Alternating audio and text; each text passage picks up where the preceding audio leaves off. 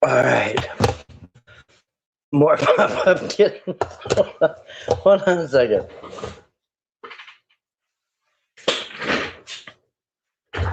All right. All right. So, welcome. Happy Saturday. Hope you're all having a good weekend. I'm trying to pull up my chat on my phone, but it just isn't doing it. Huh. I don't know why. Sometimes I have to go back out and come back in because if I pull it up before the stream starts, it doesn't want to show me the comments. There we go. All right, now we're cooking with beef tallow. So good evening. Good evening, everybody. I think Marshmallow came in first. Give me a second here. And let me double check. Let me get my screen up here too. So. All right. Good evening to Marshmallow. And Miss January, T-Bro. It's always good to see you too, T-Bro. Leisha. Good evening to Leisha and Kathleen and Cheryl. Let's see, Miss January, Not My Monkeys. It live. It's Saturday night. That's right. You know, we used to look forward to that on Saturday night back when there was only 4 channels and not a lot going on. You could always count on Saturday Night Live during the 70s. And then like during the 80s, Saturday Night Live took like a weird turn. Like after the original cast either quit or died, it just kind of got weird after that. And then lately, like the last time I even checked in at Saturday Night Live, it was probably 5 or 10 years ago, and it was just creepy. Just, yeah, poor taste with children and whatnot. Anyway, well, thank you, Kathleen. She brought the extra large wheel of Amish cheese, and then somebody else might bring some crackers. Alicia, Kathleen, Miss January, let's see, Cherry. I don't want to make sure I miss anybody. Florida Life in the Sun, hello. Yes, and thank you for hitting that like button. It does help the channel. The Cash Cow was actually made his appearance today in the he already fulfilled his contract today by he was actually in 2 clips today. The one where all the cats are hanging from the tree, and then he was also made a cameo appearance in the Beehive, the wasp nest video. So he has made a couple appearances today. He is very tired.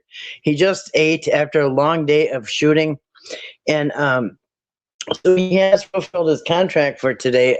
So I really can't make him do anything. You know, he might call the union. Well, hey, TNT, good to see you tonight, and I'd be fine. So, yeah, I don't want to get in trouble with the union folks down there for overworking him. But, yeah, he did make 2 appearances today. Betty, good to see you tonight. Welcome. Tie-dye Gammy, good to see you tonight. Welcome. Tina, Alicia, Michelle. Oh, say it out loud. Good to see you tonight. Yes, party people. You party people, you. Better be a party people than a party pooper. Tie-dye Gammy, all kinds of good stuff. Am I missing anybody? So I got a few things I want to show you guys tonight. Hey, Nazarene. Good to see you too. Shoot, I had something on my phone. I forgot. I shut it off. Doggone it. Hold on. I'm going to bring it up because I want to show you guys something. I want to show you guys something that you might find handy in your life. All right. So, welcome everybody. And if you're listening on the replay, thank you for listening on the replay. The music at the beginning of this live stream, I don't know if the microphone went haywire and everything sounded demonic again. I don't know. How is the sound? I should do a sound check. Is the sound okay? Can you hear me okay? I don't want it to sound demonic. That's not really what I'm going for. I'm not really going for the demonic effect. So let me know if there's any issues. But other than that, I'm going to show you guys something. So I don't know, earlier when I came into the house, as I was coming into the house, I saw a helicopter flying really fast, and I already know what that is. It was headed to the south. It is LifeLink, okay? Because when car accidents happen up here, this is a vacation area, and we're very, very far from the Twin Cities. And so when there's a car accident, usually you have to get life lifted with a helicopter down to the Twin Cities. To the nearest trauma center is quite a ways, hour and a half, 2 hours, whatever, by car. So we have a lot of helicopters up here when there's car accidents. It's called LifeLink. And anyway, I saw one go over my house really hot. But anyway, I always get curious and I want to see exactly what that is. And in case anybody doesn't know, I'm going to show you how to find out.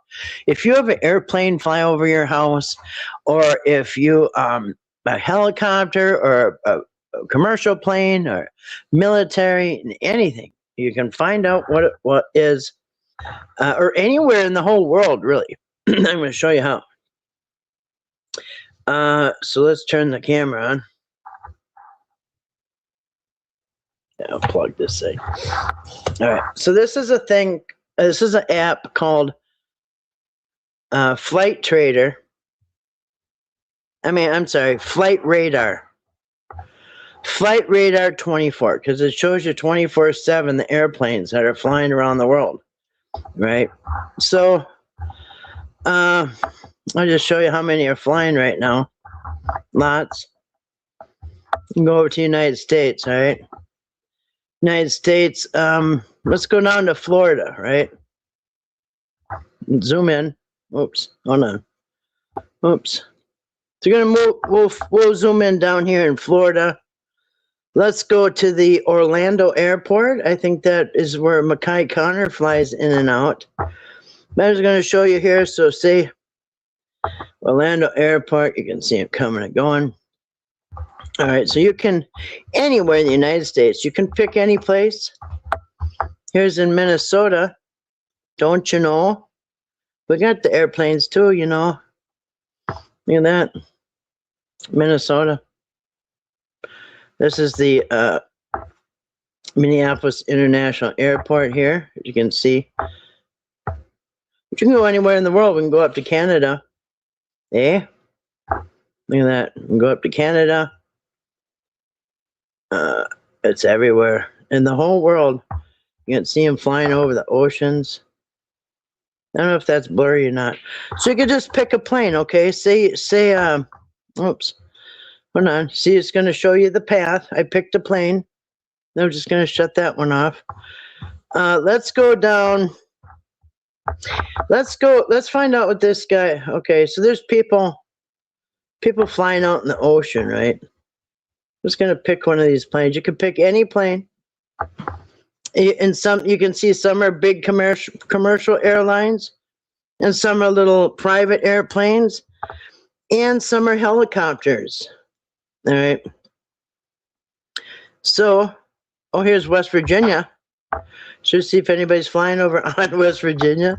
All right, but let's just pick a plane, any plane, and I'll pick a little one, and then I'll pick you a big one. Let me just pick one, all right? So let's go over here. Let's pick. Let's pick a big one. Here's a big one. All right, so that one is. That is British Airways. It is flying from Orlando, Florida to London. It is at 539 knots, which is really fast. That's really fast. Like private planes go like 100 and something, or maybe 200 or 100. Anyway, there's the airplane right there. And this is the plane's path where it took off. It took off. Oh, look, Mackay Connor down in Orlando. And he's flying from Orlando to London. You can see his flight path. All right, and he left. It's a Boeing 777. He's flying at 37,000 feet. He's at 538 knots. Dalton Hawk, I think. Anyway, I think it's cool as heck. And I'll tell you when it took off. So it departed, let me see. Departed at 1:11. I can't see what time zone. And then it's Orlando, from Orlando, and it's arriving in London at 6:38. So I don't know, I think that's really cool. So that is a flight. It's free. You don't have to pay. I've had this for years. I've had this probably at least 5 years, maybe 6. I don't even know. Not a long time. But you can do anything. Yeah, see his flight path. You can see his flight path where he's going. Away from Orlando. We'll pick another one. Pick a little plane. Let's get nosy and find out what these people are doing up here. Like this is way up Hudson Bay. Let's go way up there. Let's find out. Let's get nosy on some of these people. You know how many planes are flying right now over the ocean?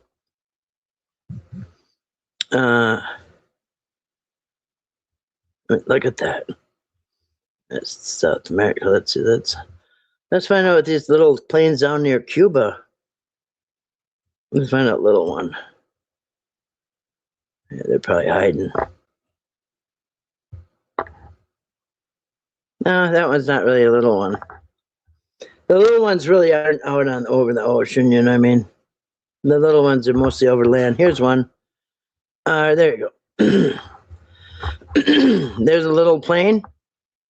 The plane I picked is, his name is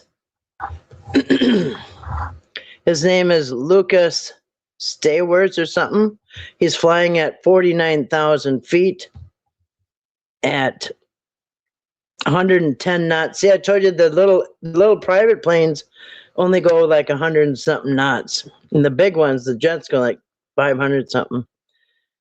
He's 4,900 feet altitude. So he left from Huntsville and he's going to Auburn. He departed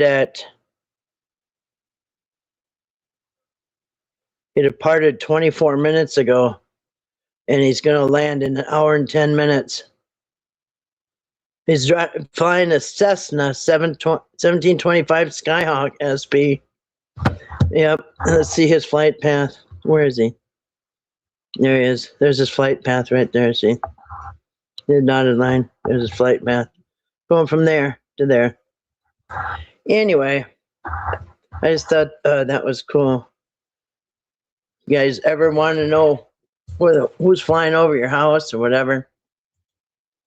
Because, I get curious about things, and yeah, I got curious about that. Anyway, Flight Radar 24. All right, let me get back in the chat here because I'm going to show you guys something that Jane sent me that we talked about a while ago. All right, let me get back in the chat for a minute. And I should probably double check to make sure my sound is okay. Boy, my computer is super duper slow tonight. All right. Let's see. No, I didn't listen to it. No, I usually don't. Making fresh Italian chicken cutlets, that sounds good. Yeah, you can make us hungry. We're surrounded by military bases. People move here and freak out hearing that test bombing going off for days at a time. Wow. Yeah, I've heard about that actually in Florida. I know somebody, I was talking about that a few years ago, that's normal where they lived anyway. Now, when you pick on an airplane and it is military, it will have like limited information. And then if you pick it up, if you click on a helicopter or airplane that's either military, and especially if it's government, then it'll hardly have no information. It'll really tell you where it took off, where it landed, who's flying it, nothing. So anyway, but yeah, the military ones, it won't tell you where it's, you know what I mean? Yeah, the chat, I never did go back and look. I kind of had a busy day. I was putting off a project for months since spring of moving a big brush pile and burning it, and over by the fire pit. Anyway, I finally did that today, and it was more work because I waited longer. So anyway, I got that all done. It looks beautiful, all tidied up. You bought 2 pounds of pulled pork from the Shriners? Really? Really? My brother-in-law is a Shriner. He used to be the... one year, he was voted King Boreas of the Winter Carnival. Yeah, are we headed to T-Bros? Yeah, so anyway, you live 5 minutes from Bolling Air Force Base in D.C. and 15 minutes from Andrews Air Force Base. Oh, do you really? Wow. You live in that area, huh? Cool. Wow. Yeah. At the county fair. Oh, really? I was reading something earlier where a SWAT team had to go in the house because it came over a kid was, Can you bring up the shed? What happened to the shed? What shed? My shed? No, I don't think anything happened to my shed. Whose shed are you talking about? I have a lot of sheds. I got a lot of buildings, so I don't know. If you're talking about mine, I don't think anything happened to my stuff. The shed. I don't know. His family, but somehow the kid was hacked through the computer. Shit happens. Yep, you know what they say, shit happens. Yeah, I don't know anything about a shed, do I? Widespread flooding in Ohio, wow. Yeah, I don't know. I don't know. I think they called it swatted. Yeah, that's what they do. YouTubers will do that too. I've seen many times in the drama community that people, in fact, my friend got swatted. My friend that's on YouTube. But yeah, so somebody on YouTube will call the police and say that you're doing something horrible, like you're hurting somebody, and that you have weapons to make it sound scary and dangerous. So they'll come over with a bunch of cops and pound on your door and get all crazy on you. And And it can be, it's dangerous because somebody could get seriously hurt or die with that type of situation. You know what I mean? You need some shipping containers for all your crap. Yeah. Well, the people are actually using shipping containers to store things, making sheds out of them. You know what I mean?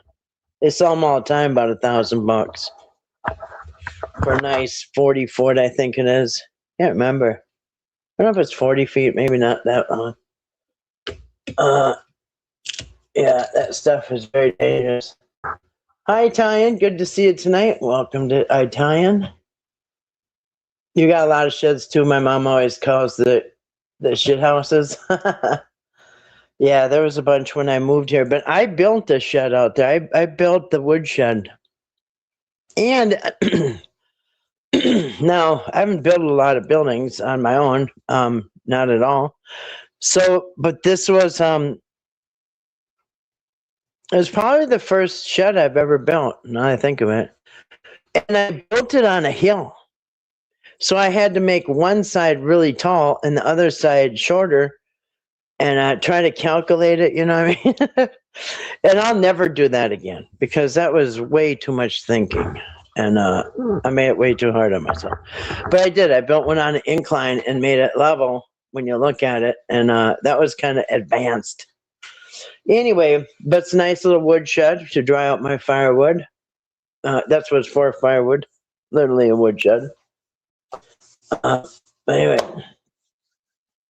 Declutter and refuse to pay storage fees. Yeah. Yeah, I wouldn't. Hey, Kildy Legs. I would stay away from storage. I had storages for years in the business that I had. And it was just amazing how much I was spending every month in storage bills. And then when I would go to empty them out or move it into bigger ones, I realized that what I had in these sheds did not add up to that amount of money. I could have bought all that stuff new for what I paid. Anyway, so yeah, I'd avoid the 500 each all day. Oh, really? Yeah. Well, so with my business, I was going to public storage because if you bought 1 month, you could get the second month for $1. And so really you got 2 months for whatever it was, $100 or whatever, $80, depending on how big it was. And so I would get it for 2 months, and then I would check out, and I would go put everything in a big old moving truck, and then I would go to another public storage and open up account for 2 months there. And that's what I did for a long time. Then I hired a guy to go sell the stuff for me, and he ended up on house arrest for something I can't remember. So anyway, in the shed for the Whitakers that Justin claimed he put money towards, no. If you're talking about the shed that they were going to make Betty a bathroom with, remember that? So I guess the story goes that and we saw it, there was a shed there momentarily. So they kind of had it next to the porch off to the right, and it was a shed. It was bunked up to the porch, the side of the porch, and they were going to use it for a bathroom. I'm thinking, oh, wait a minute, a bathroom? Where's the running water going to go? Like, where's the toilet going to flush? And what? Bathroom? Anyway, it was there for, I don't know, a couple weeks. I think it was for show, to be honest. But Patrick got it. And I don't even know really what the story was. But in the end, now down the road, the story comes out that Patrick didn't buy it. He rented it, or it was like on payments or something, or it was rented or something. But anyway, it got returned. And what the hell were they thinking? A bathroom in a shed? I think that's called an outhouse. Maybe it's a large outhouse. I don't even know. Coal Miner's Daughter is one of your favorite movies. Oh, with Loretta Lynn. That wasn't it? Eric could have had a shipping container house done for yeah, for sure. He could have done a lot of stuff. At the end of the day, he did absolutely nothing. And it actually cost them money and destroyed their lives. But who's counting, right?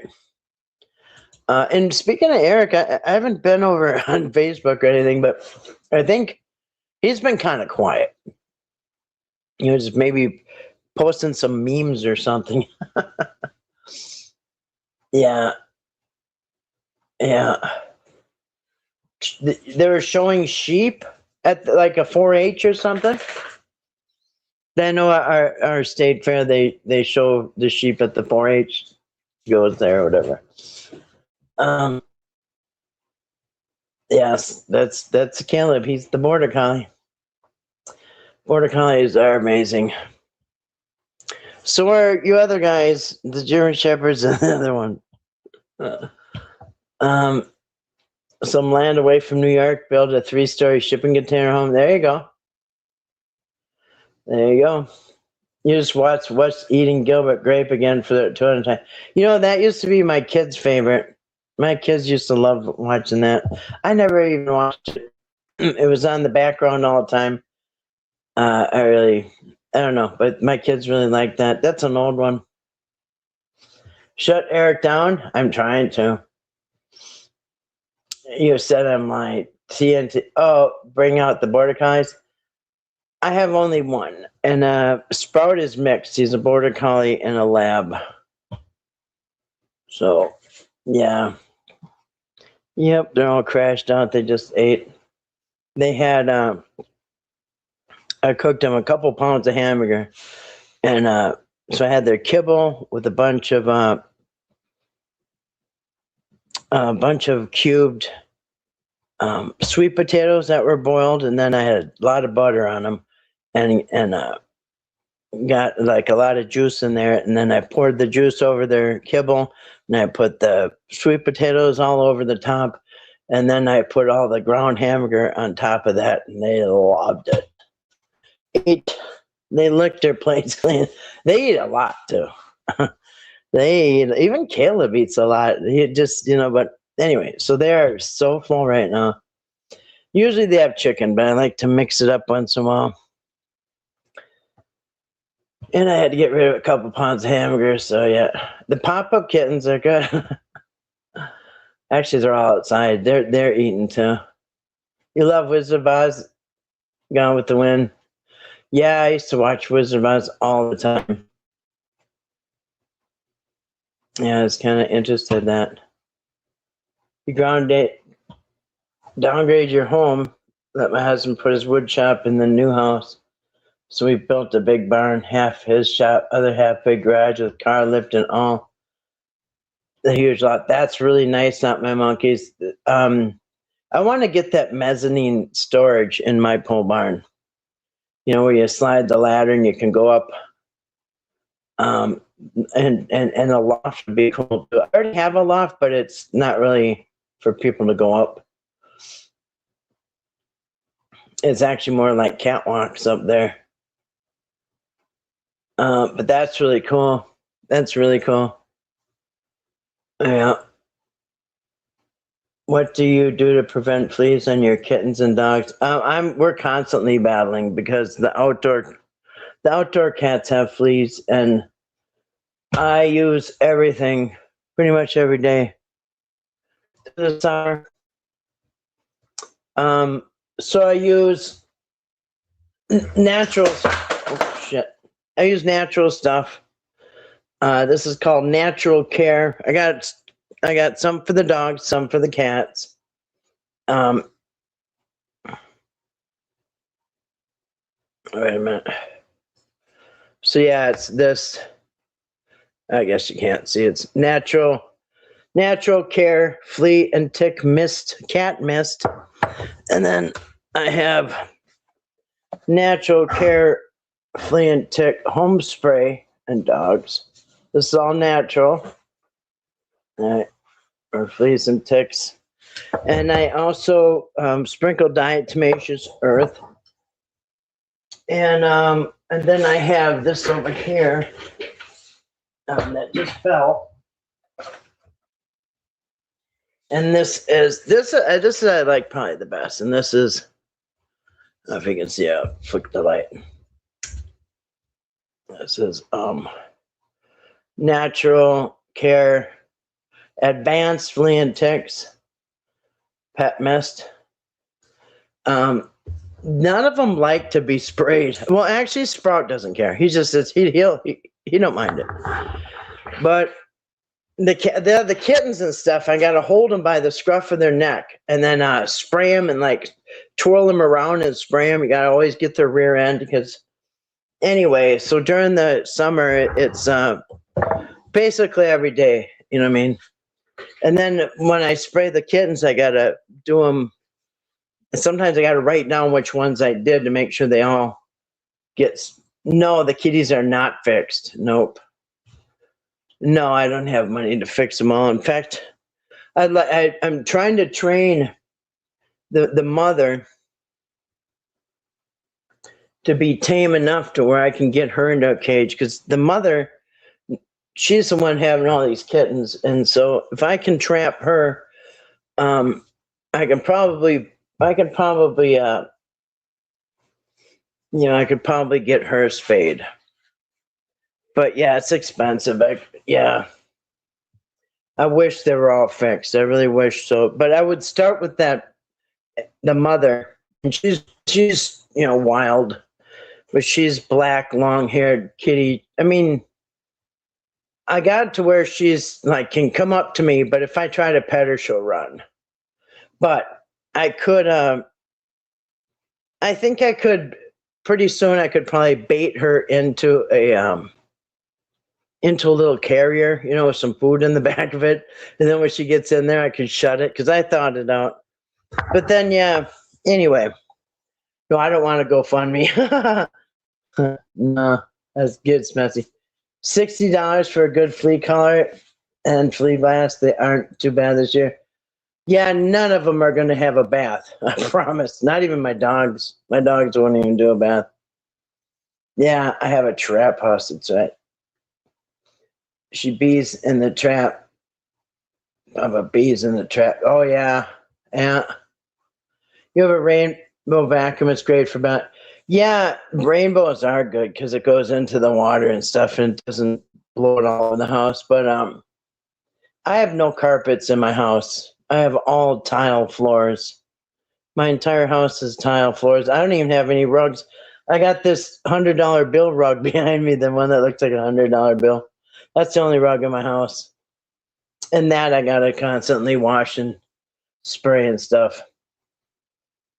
Yeah. Yeah, I do the diatomaceous earth. I do the food grade. And the SPCA has a low cost. Yeah, there is one down in the Twin Cities. And I did go there to get I've done 2 cats, and I had to get up like crack of dawn and drive like 2 hours and down to Minneapolis. In Minneapolis, they have this is what I've done in the past, and you got to be there like 8 a.m. So I got to leave here like 6, and drop off the cats or dogs. They do dogs too, and you drop them off and then you go back and pick them up. And you got to get them on the schedule. It takes like a month or something, maybe 2 months to get on the schedule, to get your appointment. But you sign up, and then when your appointment comes, you do that. And it's a mobile unit. It's actually, so you go in the building and you check in with everybody else, and then you come out and there's a line, and it's a mobile unit. It's a big it's a big RV, a mobile unit, and they do the spaying in there. And then so I dropped them off, and then I went and saw some family and went and got something to eat, and then I came back when they told me, and they're all groggy. And anyway, so I've done a couple down there, and I did a dog down there too. Yeah. So yeah, I have used them. But yeah. And actually last time it was $145 because normally it's like $400 or something, or $500 at a vet. I don't even know. But there it was $140 for the males and 155 or something for the females. And then if you wanted a microchip put in, it was another 25 bucks. And if you wanted any shots, those were like 10 bucks a piece or something like that. So they had all kinds of services. But yeah, I brought one dog and a few cats there. In a kiddie pool, yeah, I don't know. They're just not going to go for it. Did I get my 50 cents on your YouTube? Did you get my 50 cents on your YouTube pay this month?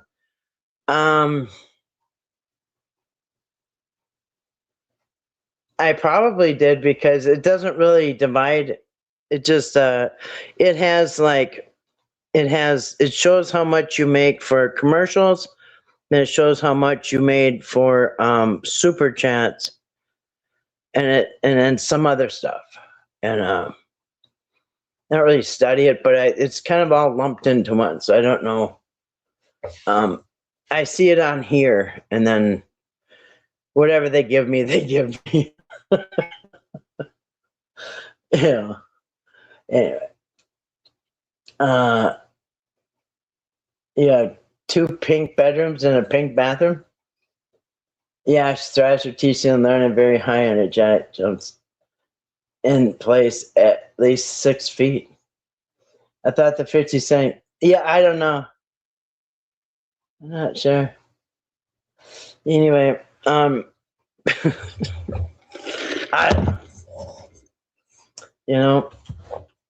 yes, I'm sure. So thank you for the 50 cents, because I'm grateful for anything. I mean, so $25? No,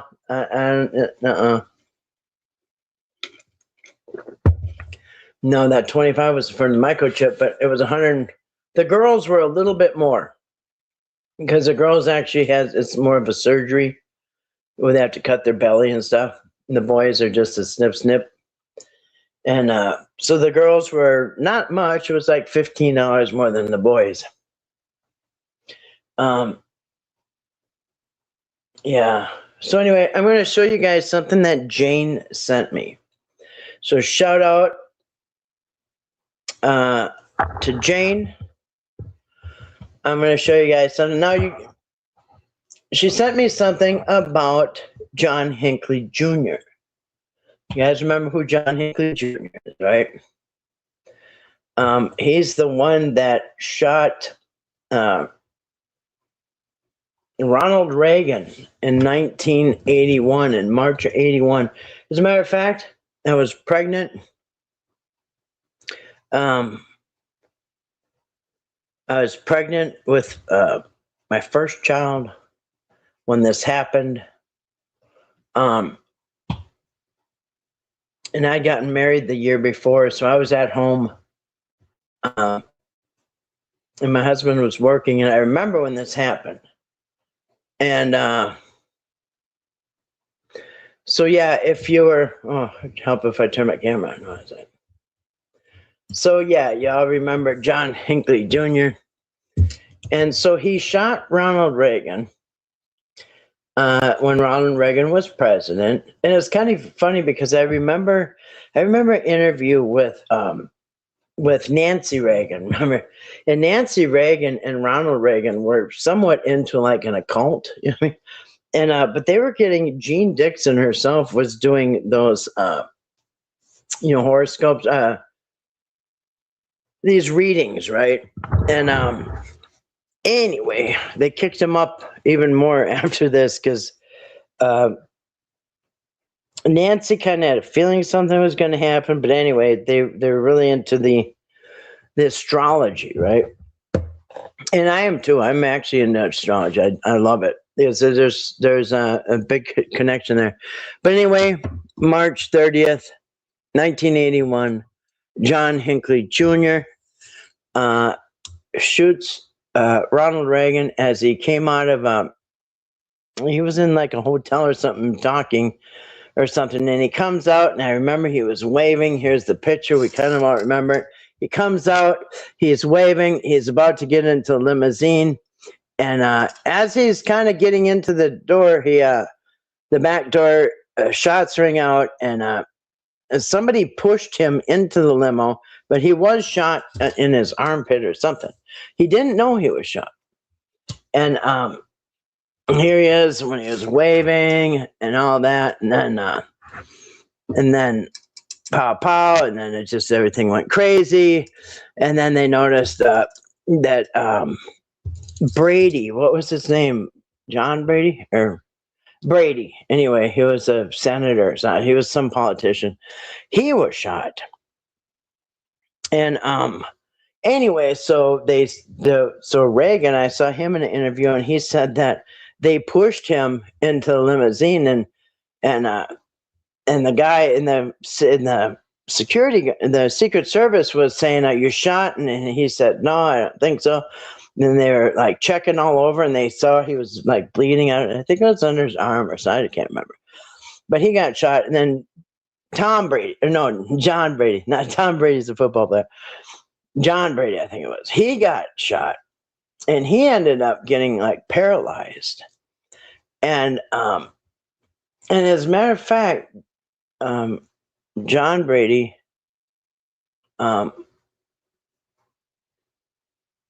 yeah, hold on a second. I'm going to show you who that is. So actually, because of this, the Brady bill came out. Remember that? James Brady. Yeah. White House press secretary James Brady was severely wounded and permanently disabled during, yeah, I said Tom Brady. I think about the football player. Yeah, so if you guys remember, it kind of looks like Timmy Whitaker. Hold on a second. Tom Brady. Yeah, remember? Yeah, it kind of looks like Timmy. It'd be Timmy Whitaker's dad. But anyway, and so he got arrested and all that stuff, right? And so they did the Brady bill, right? And so I don't know, there was some type of Brady bill where there's like you have to, if I remember right, God, that was a long time ago. I think it was like you had to wait a certain amount of time before you purchase a weapon. Instead of just walking in and walking out, you had to like wait to give people like time to cool off or whatever if they're planning something stupid. Anyway, so there was like the Brady bill, and then when he died, actually, when John Brady died, hold on a second, I'm going to show you something.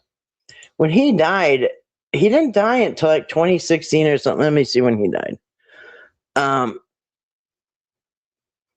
Let's see. Yeah, not Tom Brady.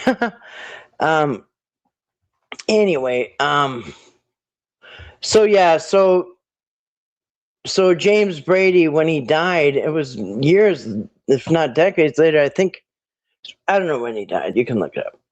But when he died, he was actually, his death was ruled a homicide. So I mean, it was, listed as a homicide, which is weird because so John Hinckley was like either getting out already or he was already out when but anyway, so and then he had the connection with Jodie Foster. Remember that? So John Hinckley Jr. said that the reason he shot President Reagan is because he wanted to impress Jodie Foster. And this really like embarrassed Jodie Foster, and it was not. I don't even think she wanted to talk about it like in interviews and stuff like that because it. Now I don't know if she had like spoken out against Ronald Reagan or like how actors they'll speak out about political stuff.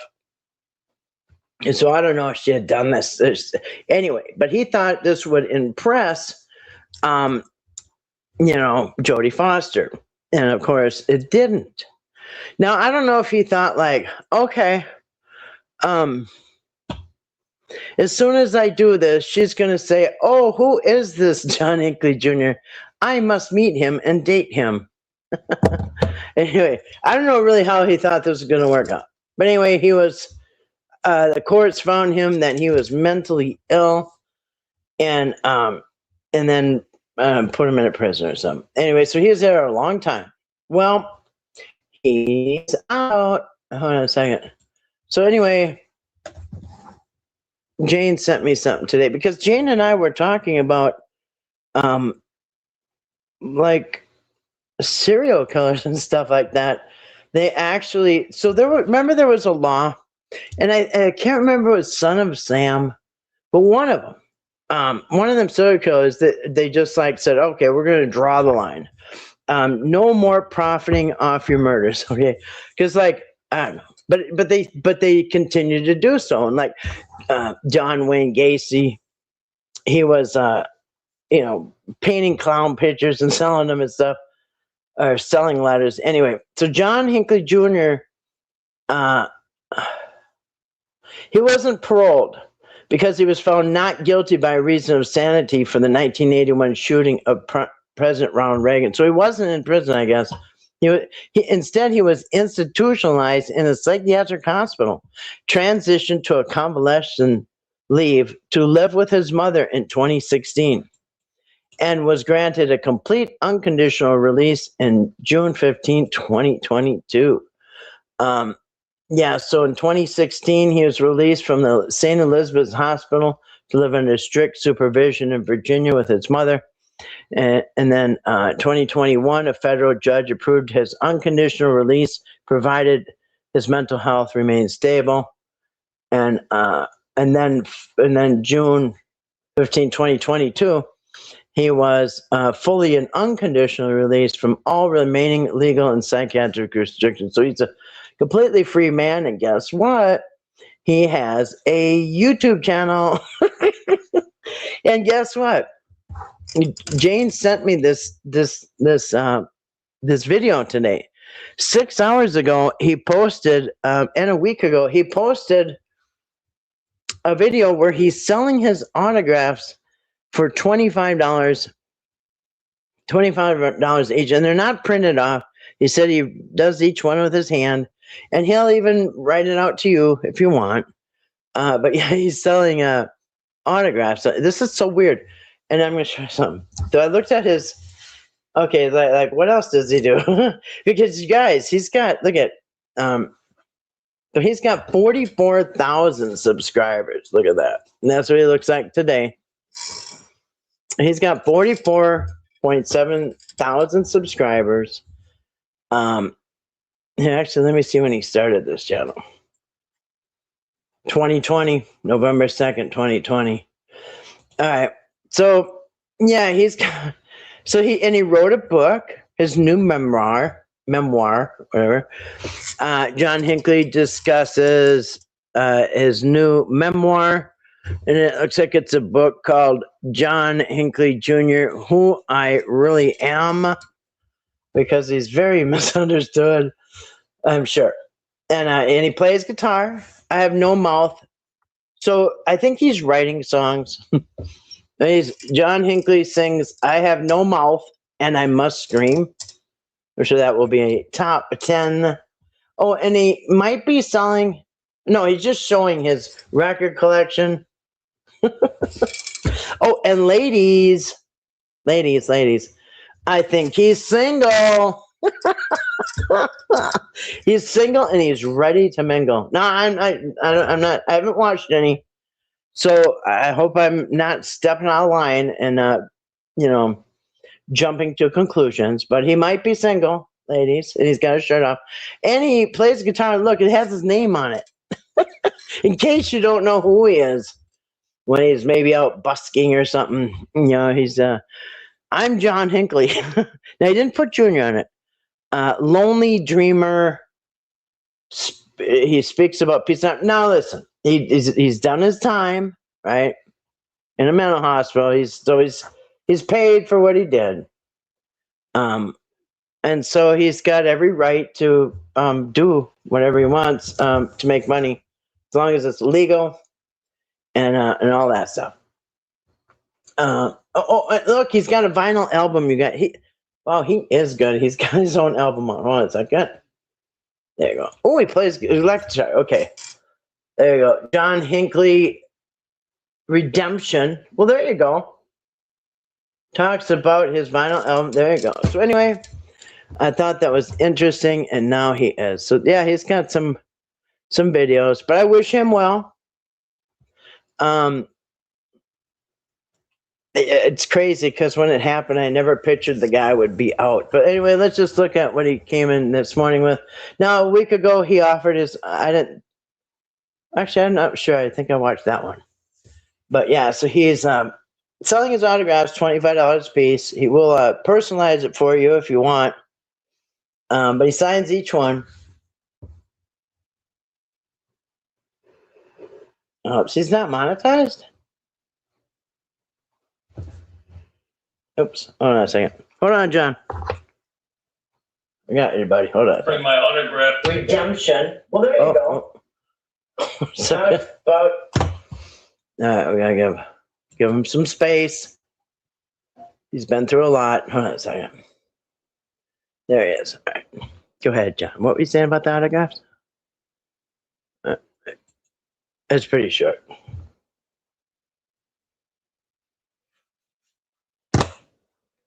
All right. Hello, everybody. Hope you all are doing great. Listen, I'm still offering my autograph for sale with the picture along with it, but this is the new picture that I'm offering. And so He kicked it up a notch because the other one didn't. The other one was just him, and people would say, "Well, who's that?" But if he pulls this up, oh, it's that guy. Instantly recognize him. So he's kicking it up a notch. Instead of just his picture, he's gonna have one of his mugshot from that notorious day back in 1981. Go ahead. Yeah, so which is a good marketing move, I think. my autograph for sale with the picture along with it, but this is the new picture that I'm offering. This is the way it's going to look. The picture with my autograph. So it's available now. If you want to buy it, this is an actual autograph. This is not a photocopy. I will be sending you an authentic signature, not a photocopy.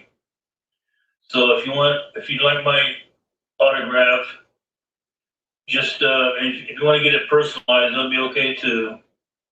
But send $25 to John Hinckley, P.O. Box 994, Williamsburg, Virginia 23187. I repeat, if you want to get an autograph with a picture, which looks like this, my authentic autograph, send $25 to John Hinckley.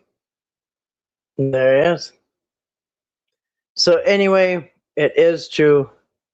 Now I don't know what happened to that law where you're not supposed to make money, but maybe he's not making money off his crime. But when he holds up the picture, kind of is. So I don't really know about the rules. Yeah, so that was weird. But Jane said that in prison there was, I can't remember if it was Night Stalker. I'd have to ask her. One of them was selling locks of his hair from his prison cell. And so this, he's already been released. But people that are still in prison, serial killers, are selling things and are making money, which is a little different from somebody that's been let out. So I don't know how the rules go with that, but somehow they're still doing it. All right, hold on a second. I gotta get back on my channel.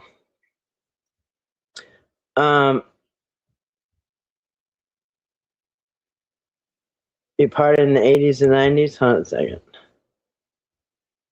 I gotta go way back.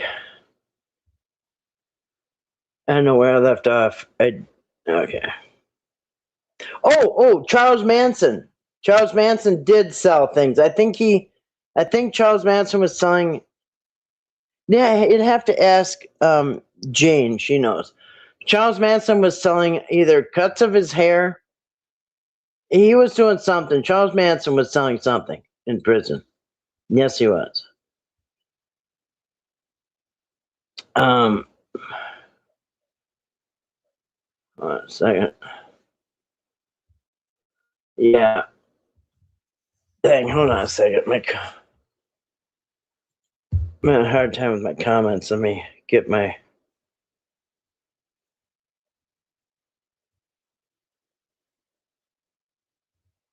Yeah, I just saw that comment, but I missed it.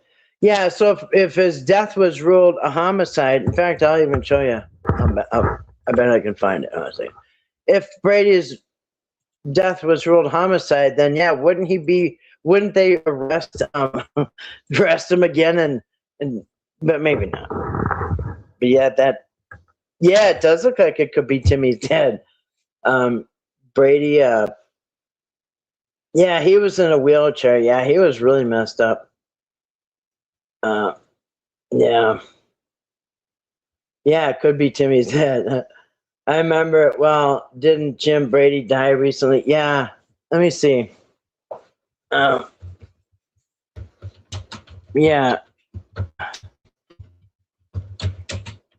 I'm just going to see.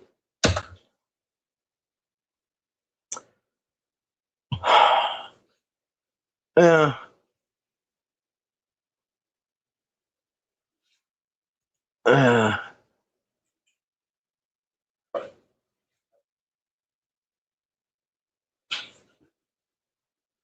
Let me see something. What is that?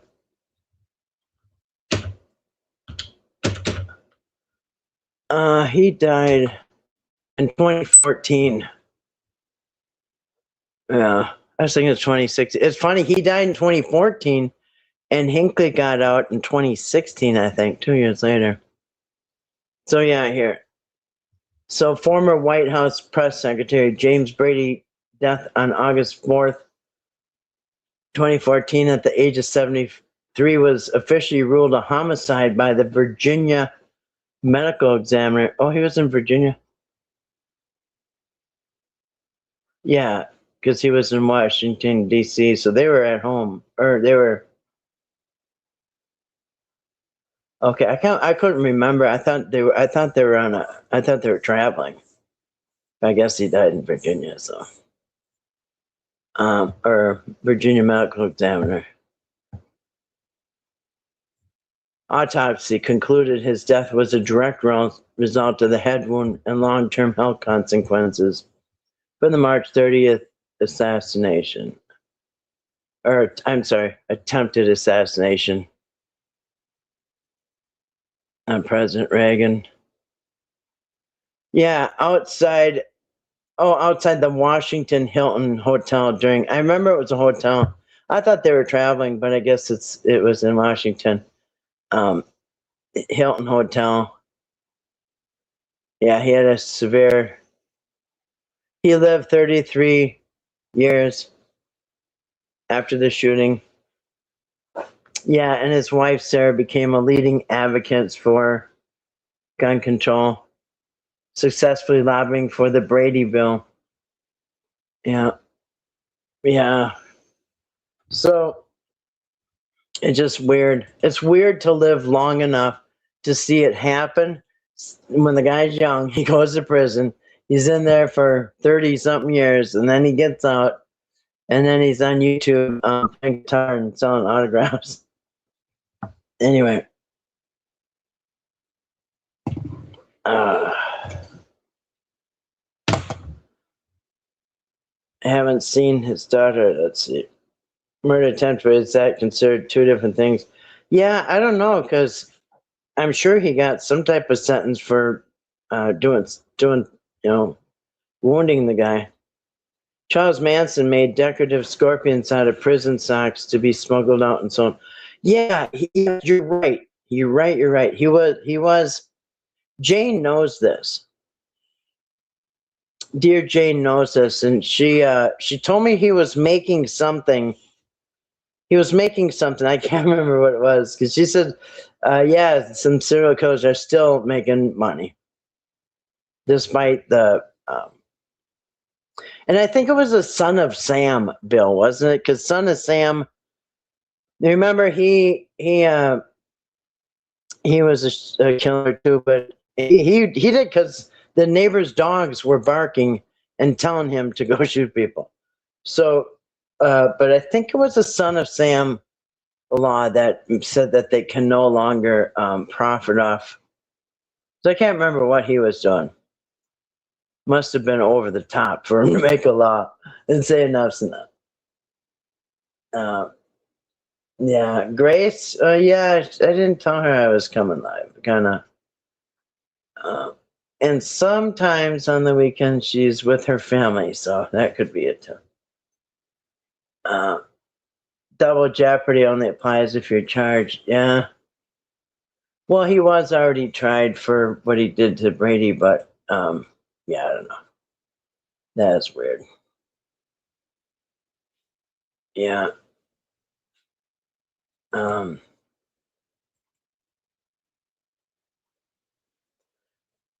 wait. Oh, so yeah, you would know since you live there, don't you? Hold on a second. Putting gum in people's hair. If Brady's death was real, wouldn't they arrest the shooter? Yeah, I think so. Yeah, I remember Boone's Farm. My sister had a Boone's Farm shirt. Yeah, Boone's Farm. It was pretty good, actually. Mental hospital in D.C. Yeah, yeah, you know, 'cause you said you lived there.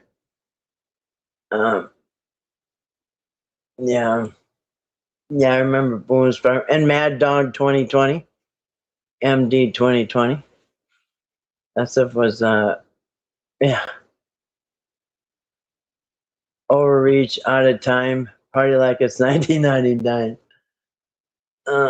Yeah, look at the views he did. I mean, he should monetize because he's got a lot of views. Yeah, did you see the views? I think some were 10 or 20 or 40,000 views. I can't remember. It was a lot. He probably has an OnlyFans page. He probably does. Yeah, he's got a lot of views.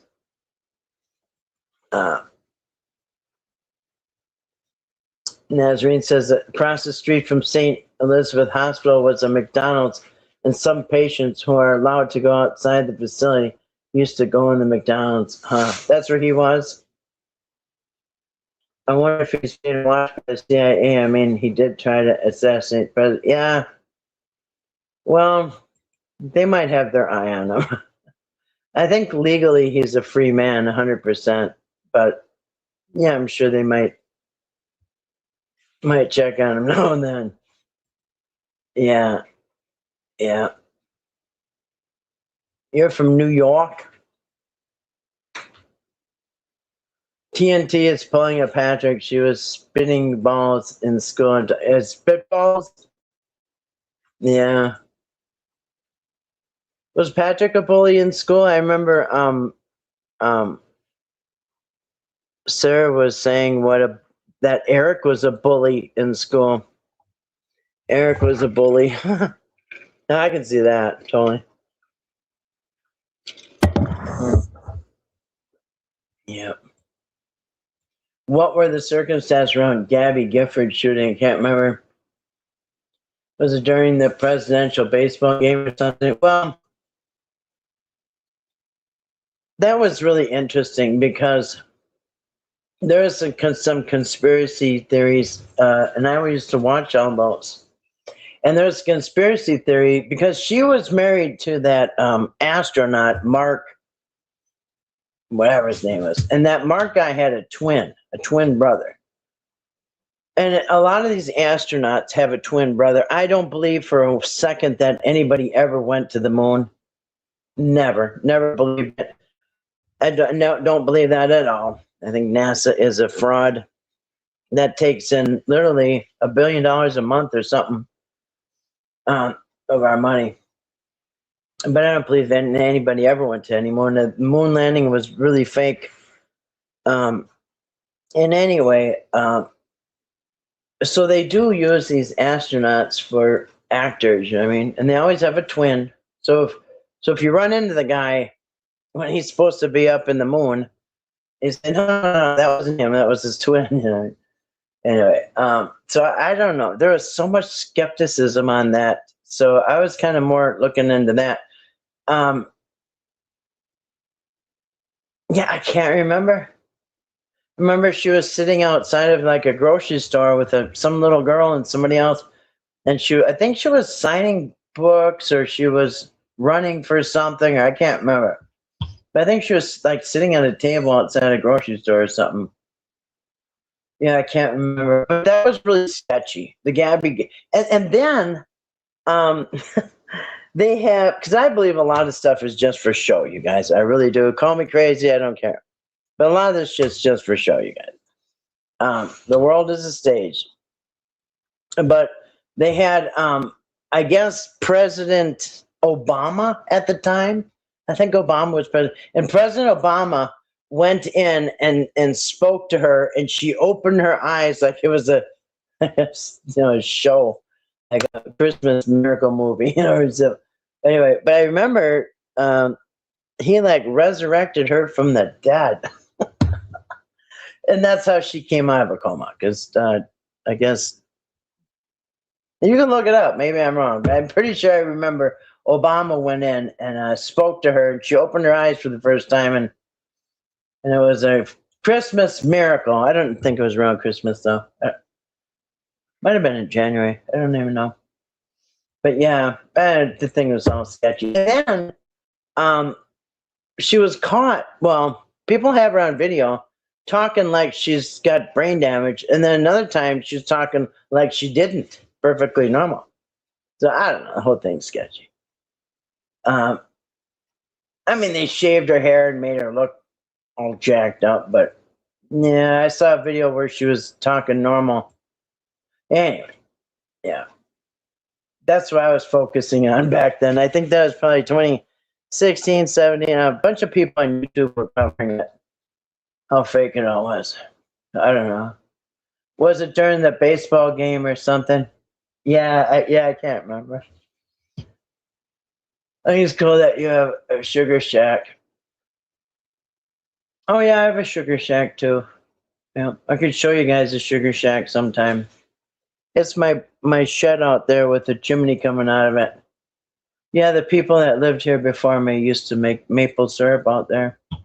So I turned the Sugar Shack into I stored some firewood when I first got here, and then I started putting lumber in there. I was getting lumber off of these jobs that I was supposed to do.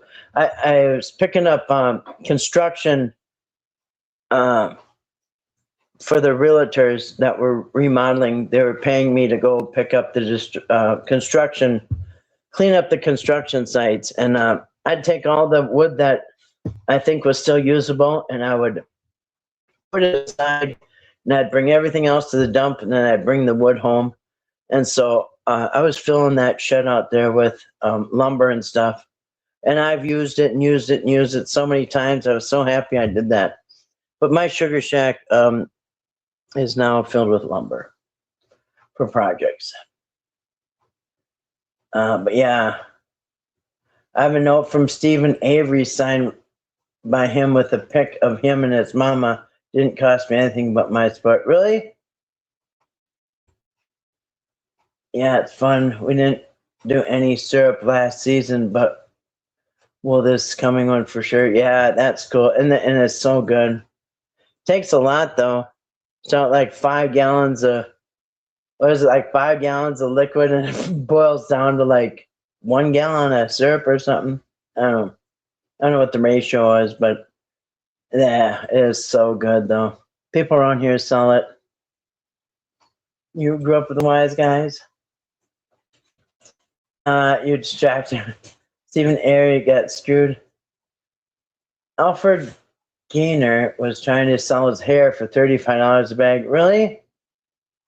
I got put out in the hallway with my desk for being the smartest. You know it's bad when they bring the desk out there. You're going to be there a while. He murdered 7 women in Springfield. Wow. Charles Manson made decorative scorpions. Yeah, I did hear that. Yeah, Jane said he was making something. I don't even think it was that. I think she was making something else too. Can't remember. Double Jeopardy, yep. If Grace was here, I'd be out there like last night. Florida, his granddaughter is beautiful. Where's Grace? I don't know. If she's not here, she's usually with her family. Yeah. You were raised to protect others, respect them, and always be there here for Kathy and Tony. The bozos can lick and pop balloons. Thank you, T-Bro. It's appreciated. Thank you. It's a New York thing, hypnotic drink a liquor.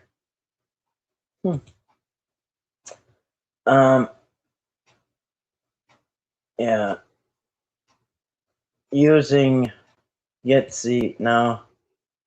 Always have a name. Federal prosecutors announced that they would not pursue murder charges against John Hinckley Jr. Oh, thank you. That I figured. Yeah, they probably had met with the jury, grand jury, or something, and decided what's the use at this point. And plus, the jury might not want to send him back for a whole nother, the rest of his life. I don't know. Especially if if he's been really behaved ever since, and he hasn't been a problem. It's hard to put somebody back in a cage if they've been good for 30 years, I never ever bully, hate bullies, Yeah, Scott Kelly Market. Thank you, Glades. Yeah. And one of them was married to Gabby Giffords. Anyway, that astronaut stuff, don't even get me started. Yeah. Homicide prosecution could only be brought forward if a victim died within a year and a day. Oh, thank you. Well, there you go. That explains it. So 33 years later, yeah, not going to even try. And these kids from 7 to 20 plus love me, and oh no, they can come to me and I won't judge. Surprisingly, these kids all have parents that don't care. Yeah. John Hinckley isn't monetized. YouTube previously faced criticism because the ads ran on his videos. Generating revenue can cause a huge debate, and they stopped allowing him. Oh, so he did have it and they took it away? Interesting. I don't know. The guy still has to make money, you know what I mean? Not like he can go work at a nursing home or anybody's going to trust him again, or I don't know. What can you trust him around? Money? Probably not. People? Probably not. Animals? Probably not. I don't know. I won't show you Caleb yet. Caleb moved out. He packed his bags and left. So, John Glenn was on Frasier. The astronaut? Yeah. They're all actors, I'm telling you. And that's why the politicians are actors. Think about it. How many politicians are actors? Here in Minnesota, we had Jesse the Body Ventura. Okay. He was ours. And he was oh, but that's another thing. All this crosses over. You got politicians, wrestlers, and actors all crossing over each other. Remember when Trump was an actor? Mm-hmm. He was acting on all kinds of things. He was on Oprah. He was actually on WWF wrestling, and a lot of the WWF wrestling crossed over into politics. Think of all the actors that are into politics, like Sonny Bono. Oh gosh, you know who else we had? Al Franken. We have he's from Minnesota here. So we had Al Franken. I think he's a senator. He was. And then there's Jesse the Body Ventura, who was in acting and wrestling, and now politics. Then politics. But yeah, I did. I turned my sugar shack into a lumberjack shack. That's right. But yeah, and remember when Trump was in the WWF wrestling, and he made a bet with Vince McMahon, and whoever lost had to have their head shaved. So Ed McMahon lost, and Trump goes into the wrestling ring, and he he holds Vince McMahon's head and tries to shave his head. Anyway, it's just, I don't. This is why one of many reasons I don't do politics. I'm not a sucker. I'm not going to sit here and insult my intelligence. Anyway, let's see.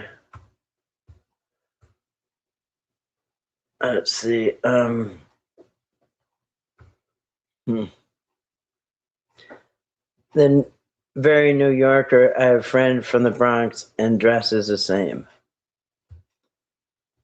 Caleb, no, he's having a sleepover at his other border collie friend's house.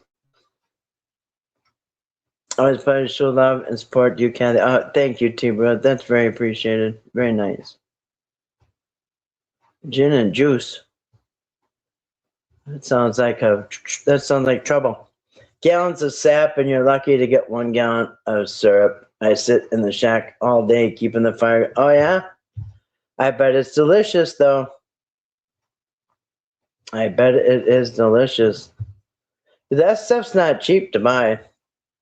I buy it because I like it, and I don't mind supporting the local people. You know what I mean? You like the lowriders in California? Yeah. Huh. Yeah, because Hinckley was getting a bunch of views, man. That's good money if you can get 20,000 views, 40,000 views, and do that. Yeah, that's some good money. Yeah. So yeah, I mean, I can't imagine a lot of people are buying his. I didn't even know my microphone was way over there. I can't imagine a lot of people are buying his albums. You know what I mean? Maybe. I mean, who knows? Who am I to say?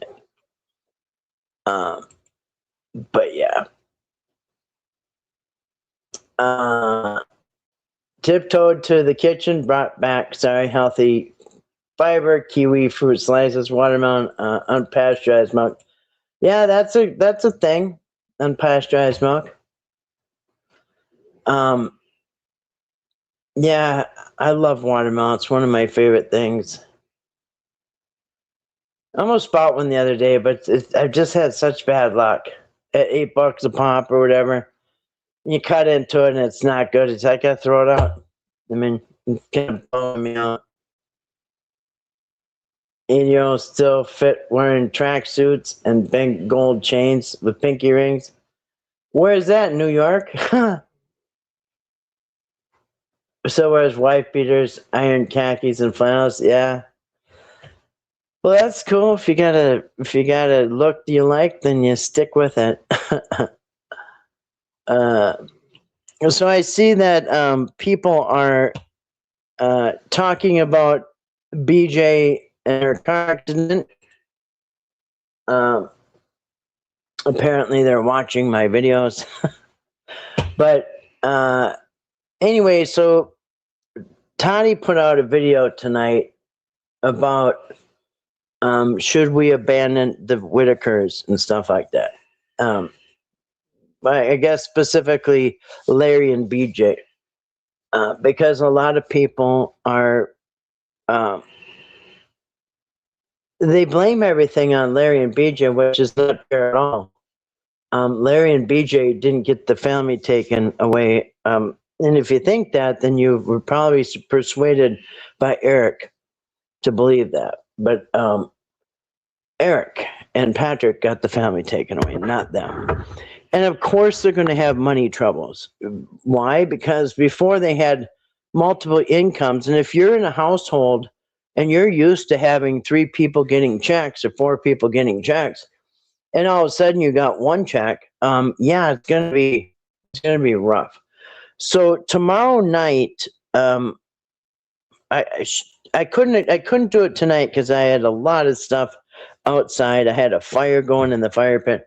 I couldn't do it tonight, so I agreed tomorrow night we're going to have a live stream on her channel about should people help BJ or not? Because the people who are now talking about the same things I'm talking about, coincidentally, but they're talking about BJ's car accident, showing the same pictures I did, but their take is, I guess, screw them. BJ's bad. Blah blah blah. Basically kicking her when she's down. And can you imagine being in her shoes? Can you imagine somebody coming to your house like Eric and Patrick, tricking you all, your family, promising things they never gave you, and then your family ends up split up because you're just doing what they tell you. And then you're falsely accused by everybody around the whole world of beating your family members and and how horrible you are because you're a drug addict. But I tell you what, at least they don't watch you. No, they don't. They don't watch me, Florida, but somehow they covered the exact same thing, 3 things that I covered last week. The exact same things I did. But yeah, they were part of that family. They are the family. And I couldn't ever imagine Mark Leda going up to the Whitakers and saying, you two, you gotta leave. BJ, you just need to move out. Betty and Larry, you're doing a bad job. It should only be Timmy, Ray, and Lorraine should the only ones be living here. Everybody else should move out. Like trying to divide them up, you know what I mean? No, they don't watch me at all. But what I've heard is that they're talking pretty nasty about BJ and Larry. And yeah, how about if that was your family and you got falsely accused of a bunch of stuff and framed, and then even the people that blackmailed you and framed you and lied on you and falsely accused you and even those people are admitting that that's what happened. Patrick admitted that it was all bullshit. His exact words, no, it was all bullshit. BJ didn't abuse anybody. So even her accusers are telling you, at least one of them's telling you, that it was all bullshit.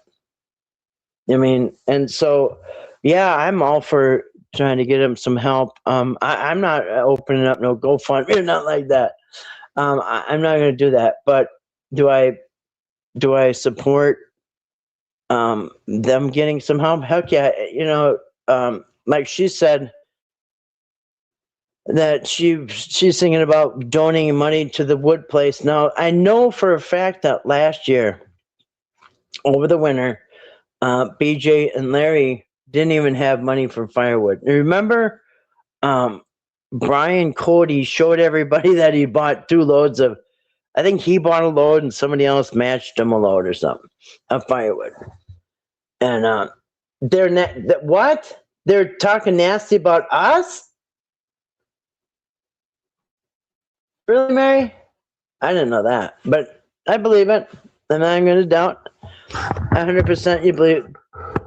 They're talking nasty about it. Okay, that's cool. But I didn't hear that. I heard that they were talking nasty about BJ, and that was enough for me. I don't care if they talk nasty about me. Yeah, I thought they used propane. Remember that? No. So they did. They had a propane heater.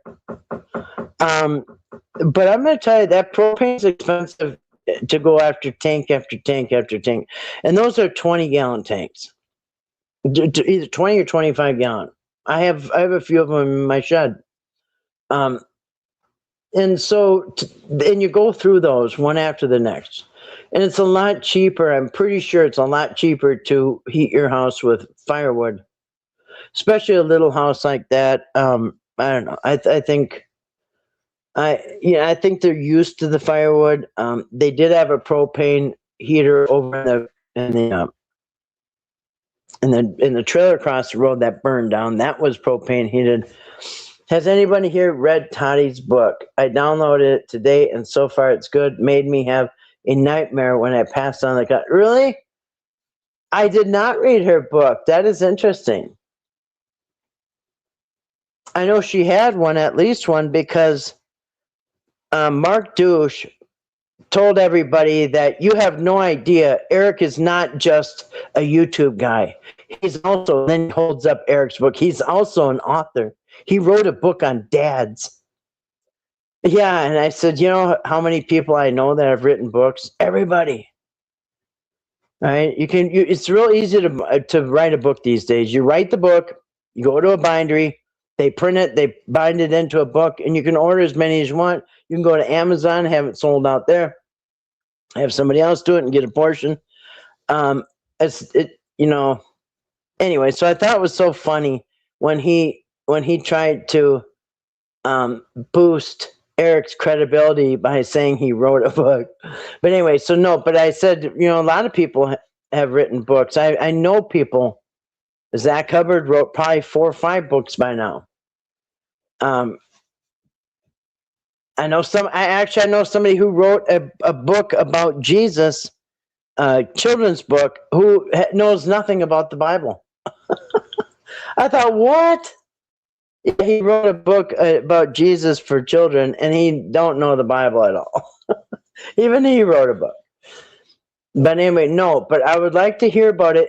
And also, what was the nightmare that you had when you passed out? I would like to know that. Dreams are interesting. But yeah.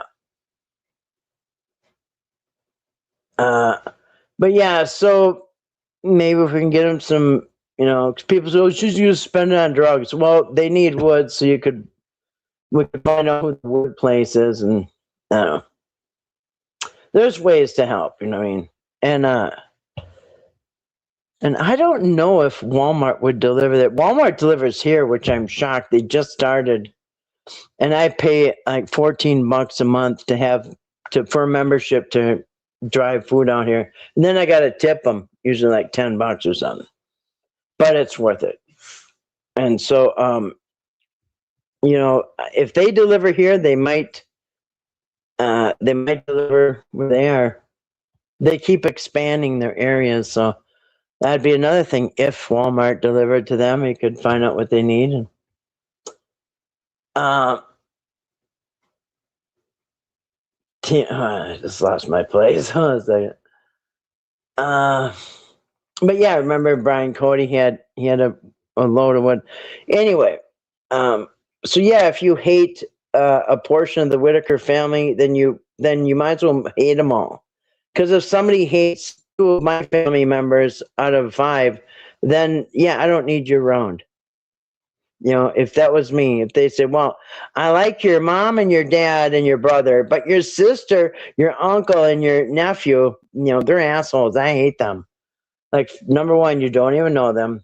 And number 2, like, that's my family. And I'm sure they feel the same way. And do you think Timmy, Ray, and Lorraine want you to hate their siblings? And if they knew you did, do you think they'd want you around? No.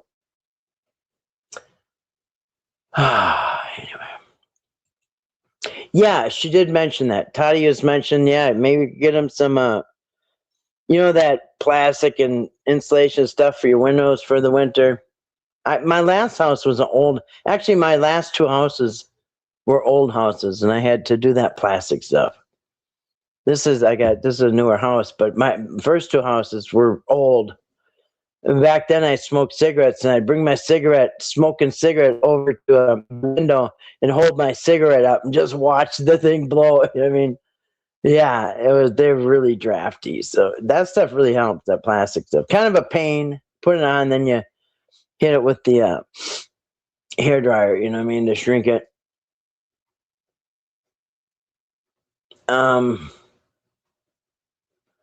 They don't watch me. Heck no, Larry, and I just lost my place. A second, Heck no, Larry and Beach. I'm sorry, I missed a bunch, you guys. I'm just gonna start here. Yeah, watermelon cherries. Oh yeah. Heck no, Larry and BJ was and still is part of the Whitaker family content. I told Toddy tonight when she's going to help BJ and Larry, I'm willing to help with firewood, food, plastic tape, propane. Thank you, T-Bro. Because, yeah, listen, they're the victims. I mean, they're not the monsters in this story. And nobody ever saw BG do anything with their own eyes. It was all, you had to take Eric's word, who was caught 100 times lying. And we've seen his character now. Sammy the Bull Gravano. I'll figure out a way in place to take credit card over the phone for propane and hardware. Store supplies for winter. Also help with food. It's rough these days. I'll give her, I'll help them. Thank you, T-Bro. Yeah, no one person has to try to, save the world. Everybody chips in a little bit. And if you don't want to, don't. You know what I mean? But don't try to stop the people who are trying to help somebody. And I saw, I think it was in Toddy's. It was in Toddy's thing. Anyway, if these people are calling themselves Christians, we're just supposed to help the poor, the needy. Kind of like the thing when they came to America, give us your poor, your needy, and all whatever. That's actually, Jesus' message was to help people less fortunate than yourself. You're not supposed to, try to save the whole world. But if you know somebody, you know what I mean? They are talking nasty about us too. they into that. It's interesting that they're so invested in us. I guess they find us very interesting. I found online there's a Firewoods banks there that help people with food and with wood in Odd, West Virginia. That's nice. That's a good resource. I wonder if they know about that. They are talking nasty about us also. Let them talk. Here's where I left off. Florida, I looked also and found a new in that area that will deliver wood for a few. Nice. I was always in New York City, 89, 90s. It was like Baghdad in the 90s. Yeah, New York City has gone through it's always morphing. For a while, it was like the worst, scariest place in the world. And then a new governor comes in and they clean it all up, and it's this and it's that, and then it's it's taken on different forms over the decades. And then they made it visitor friendly. Outreaches with help with wood. They will talk bad about others because they have nothing good to say about themselves. That's right. It's basically they're projecting. It's like looking in the mirror, talking in the mirror. They're projecting like a film projector projects on the wall. Yeah. I heard the dogs are still there. Yeah. Yeah. Even Patrick said that one of their dogs came up to his house, so he saw him running around or something. Yeah. Talking horrible, evil, nasty things about, okay. If that's how they want to, if that's what they want to feed their soul, then that's, if that's the seeds they want to plant, See, they're not worthy of my attention or my time, but it's good to know, I guess, that you guys are. I guess you're worthy of their time, their attention, their energy. The book is called America 6. That's Toddy's book? It's called America 6? Interesting, Glades. Thank you. I remember she said she wrote one, and I think she wrote more than one. I can't remember. I remember for sure she said she did write a book. you've been watching them so that, Tina, I've stopped watching them, so that does surprise me that they have no content yet. Mark did a video with BJ's sons, and one of them said Betty and Larry raised them, and then CPS came and placed them in foster care. The boys had a rough life. BJ didn't take care of them. Yeah, there is that interview. Yeah, it's an interview on Soft White Underbelly's channel, and it's called Brandon and Lewis. I think it's something like nephews, Whitaker nephews, Brandon and Lewis. I think you'll see it. It's the two of them sitting on a rock with coats on and hoods up over their head. But yeah, because I guess at one point Brandon, so Brandon did live there with Betty. And I think at least one other kid lived there. And Brandon used to sleep behind the couch. So when you walk in their house, you'll see the couch was on the right. In that Christmas video, you'll see it. When the trailer burned down, you'll see it. Like when you go into the house, to the right, there was a couch. And Brandon used to sleep behind the couch. There's a space between the couch and the wall, like maybe 2 feet, 3 feet space, and that's Brandon used to go behind the couch, and that was his little bed. But yeah, he lived there. Yeah, I'm all for helping the family, but no money. Yep, and that's totally understandable, Nazreen. And that's probably, that's probably a good thing. A few large bags of dog food. Yep, I heard the dogs are still there. Yes, they are. I'll pay $200 to $350 a month for food for Larry and BJ. I have a heart. And when I eat, I make sure others eat too. That's really, really generous of you, T-Bro. Very kind and generous. Yes, Florida, me too. I was only watching because I was bored. Yeah. Nasty, horrible things about us, huh? That's funny. They think they need to get outside and maybe touch some grass. I keep having, yeah, I don't think Kenny's doing too much of anything.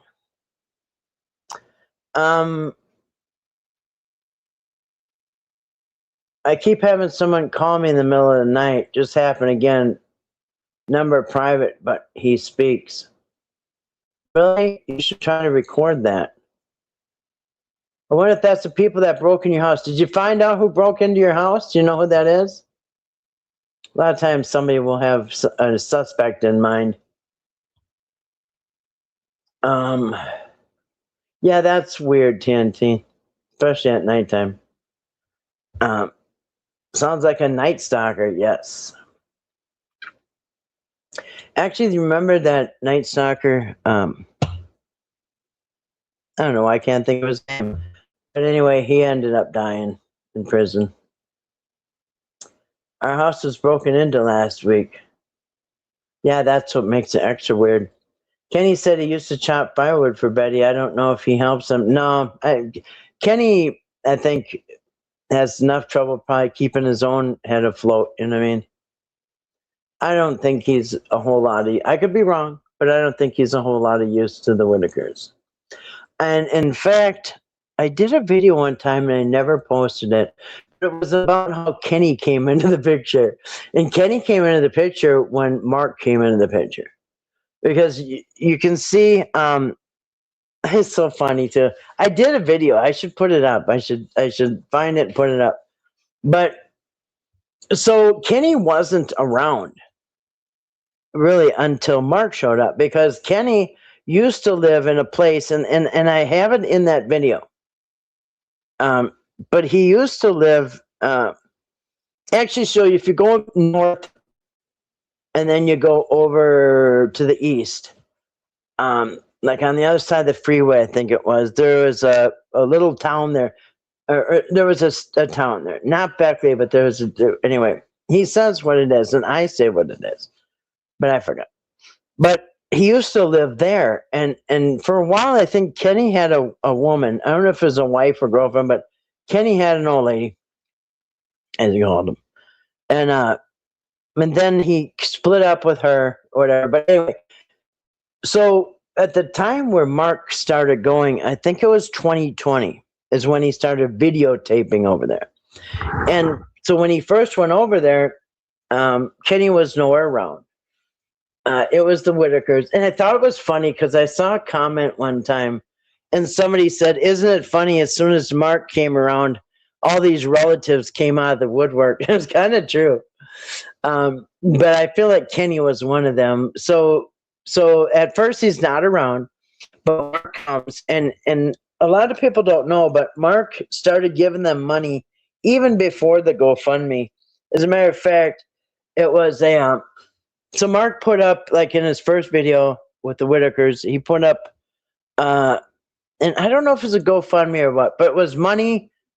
It was a collection of money for the Whitakers for living expenses. Well, that money started coming in pretty good, and Mark doled it out to the Whitakers, every penny of it, and that's when Mark came over a second time, and they had used that money for a lot of good things, right? And it was, I can't remember what it was, 20 grand, I can't remember. No idea. But anyway, and then what he did is he closed that. He had kind of like a fund for everybody, kind of like a pot of donations to help, people that Mark came across. So anyway, they were getting money. And then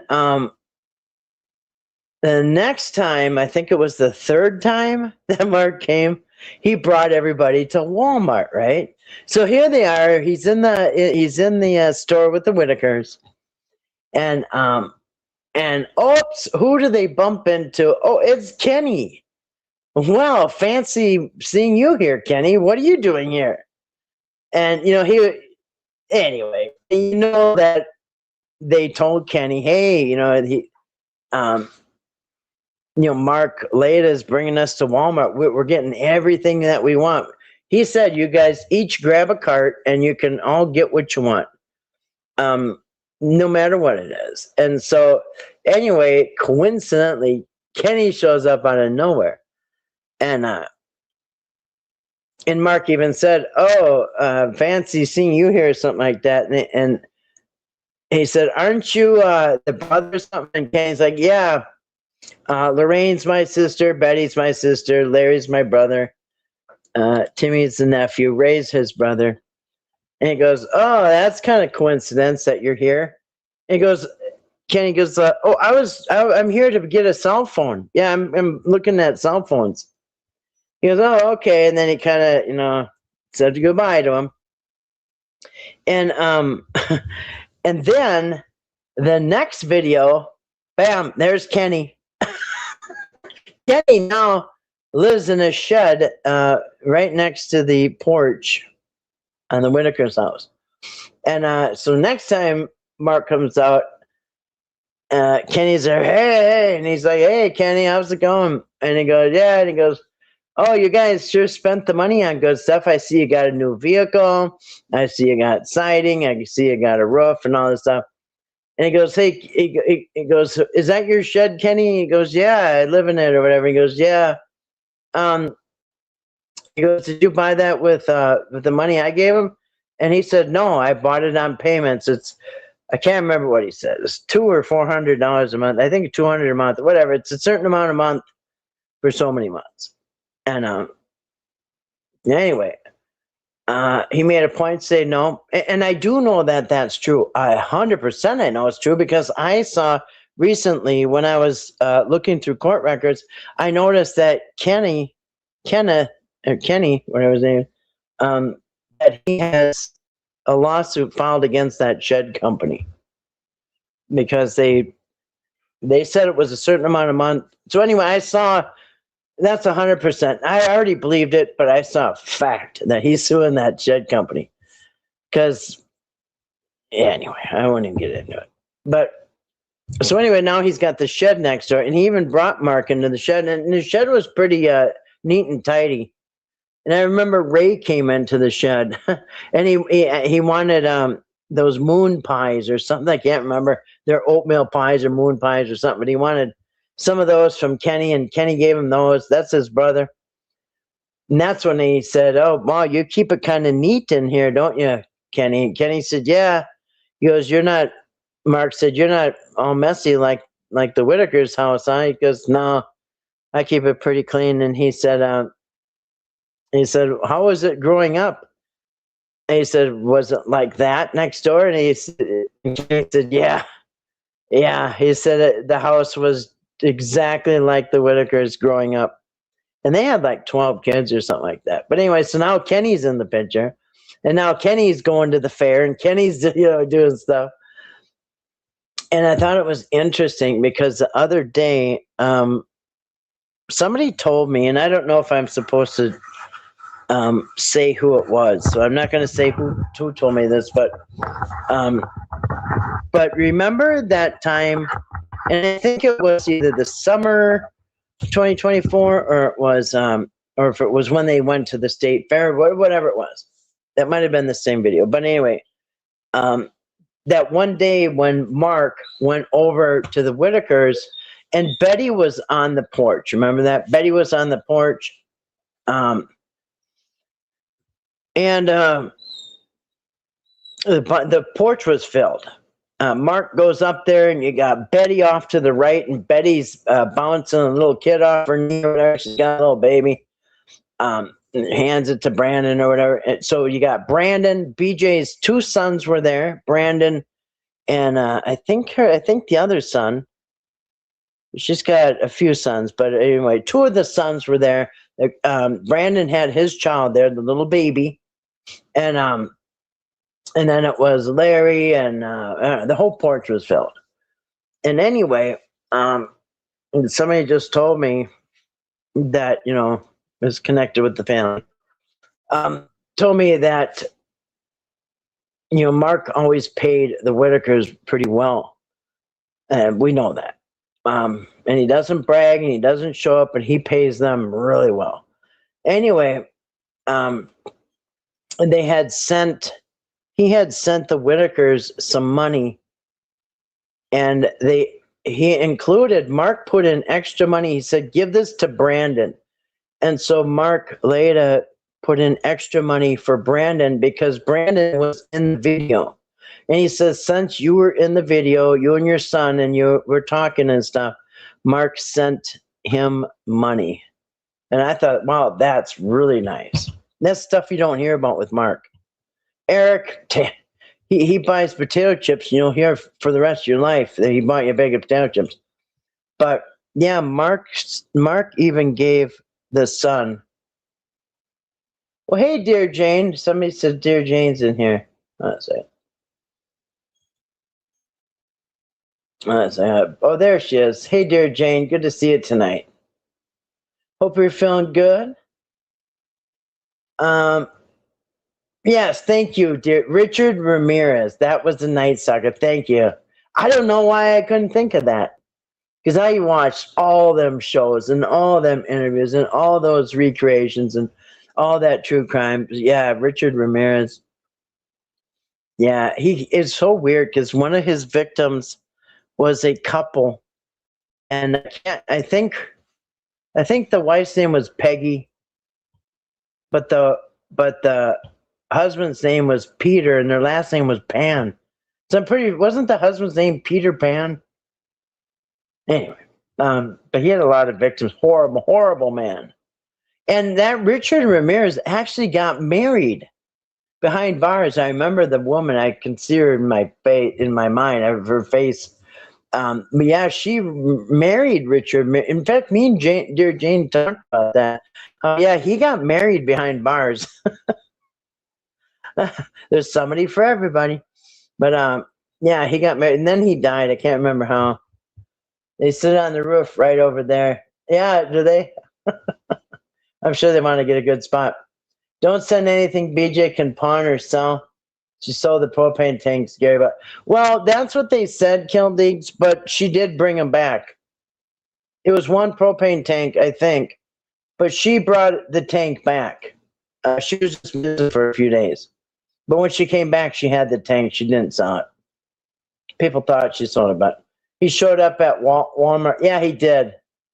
He did. And Mark says that, oh, that's a coincidence or something like that. Yeah, he gave out of his own pocket. Mark gave out of my pocket. America 6, When All Was Said and Done by Al Todd. Well, thank you, dear Jane. Jane knows the book too. America 6 by Al Todd. TNT, that's right. And he told Mark that he had not seen the family. Oh, yeah. Okay, and I forgot to tell the rest of the story. So he runs into Kenny like, oh, hey, what are you doing here? That's, something. And he goes, yeah, I'm just looking at a phone. He goes, so do you live around here? He said, no, I live way over. And he told the name of the town. And so, of course, I got on the map and I looked up on Google where he's talking about. It was away, you guys. Kenny lived quite a ways from the Whitakers, before Mark started showing up. And then, guess what? Bloop. There he is. Now, next time Mark comes, there's Kenny with the shed living on the property. And he's all there when Mark shows up. And then, in fact, it was always Kenny a lot of times called to get help for the family. And in fact, when the trailer burned down, the Whitakers didn't even call him. It was Kenny that got a hold of Mark and said, hey, their trailer burned down. Can you help us? And so, yeah. But anyway, I looked at, and he was living nowhere near Odd, West Virginia. He was in another city far away. But all of a sudden, Kenny's living there. Now he's in the shed. And then next time you go, he's a couple times later, Kenny bought, I don't know, he moved his shed up the road. And he's still in the holler, but he just moved the shed up the road. And so he's, and he lost his license, so he only drives the ATV. So Kenny, that's why you always see him on the ATV, because he doesn't have a license anymore. And that's right. He told Mark they had not seen. Yeah, and he hadn't seen the family in months. Oh, and I think he asked that for a reason. He goes, so do you see the family very often? He said, no, I haven't seen them in months. Yeah, so he went from living away in a different city, and not seeing the Whitakers, to moving on their property, 3 feet from the porch. And there every time Mark comes. Anyway, on the shore of Kaohsiung, China, a Journal of American Citizens found detailed account of when America and its civilians are put under martial law for their own protection. Yeah, that's. Remember Ronald Reagan? Speaking of Ronald Reagan, remember his famous quote? The worst, I think he said 7 words you could ever hear. I'm from the government and I'm here to help. That's what he said. The worst 9 words that you could hear. And this is coming from Ronald Reagan when he's president. The worst 9 words that you can hear is, I'm from the government and I'm here to help. You can look that one up. Mark took the family to Walmart and Kenny was in the Walmart looking for, yeah, that's what he said. But they probably told him. There's a clip that Clarence put up of Eric talking about how pissed he was with Betty and how she supposedly said that Mark never gave them money. He saw the clip where that dude came and asked about. Yeah, but that's all taken out of context. In fact, I just talked to somebody about that today. And so yeah, we're talking about Betty or Larry, and anyway. So here's the thing. So when Tyler Oliveira he wants views and clicks. He's got a lot of subs, and he does like shocking things. Right? And I think he wanted to drum up some business on his channel, so he goes and stirs up some shit over at the Whitakers between them and Mark. And he goes over there and he says, he gets his foot in the door with that tiny bag of groceries, and he says, "Hey, Betty." Now it looked bad. If you saw the clip, yeah, it would look like Betty's lying. But you got to look at it in its context and think of it from Betty's point of view. They know that they were trying to get $100,000 to buy a house, right? Or 150. I can't remember what it was, but there was a certain goal over 100,000. And Mark told Betty and Larry that when they get the 100,000, they're going to get the house or whatever it was. But in the meantime, over a year, whatever it was, they nickel and dimed that, and so it never really built up to anything. They were, we know the story: 5,000 here, 4,000 there, whatever, and whittled it all away. But in Betty's head, Mark is still trying to get $100,000 for the house. So when Tyler comes over and he says, "Hey, Betty, did you ever get that money for the house from Mark?" And that's why Betty said, "What money?" Because in Betty's mind, she's waiting for this big $100,000 check.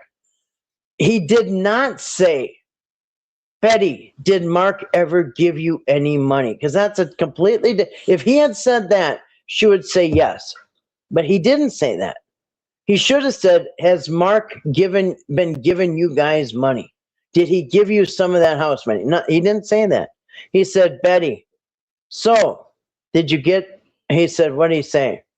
"So did you get that," what did he say? "So did Mark give you that house money or something?" Or the way he said it made it sound like, "Did you get that big check?" Anyway, if you go back and look at it, and I'm pretty sure we went over it. Yeah, if you go back and look at it, you can see how it confused Betty. But nonetheless, but he's using that to make Betty out as a liar and a scammer, and to take the heat off of him. Yeah.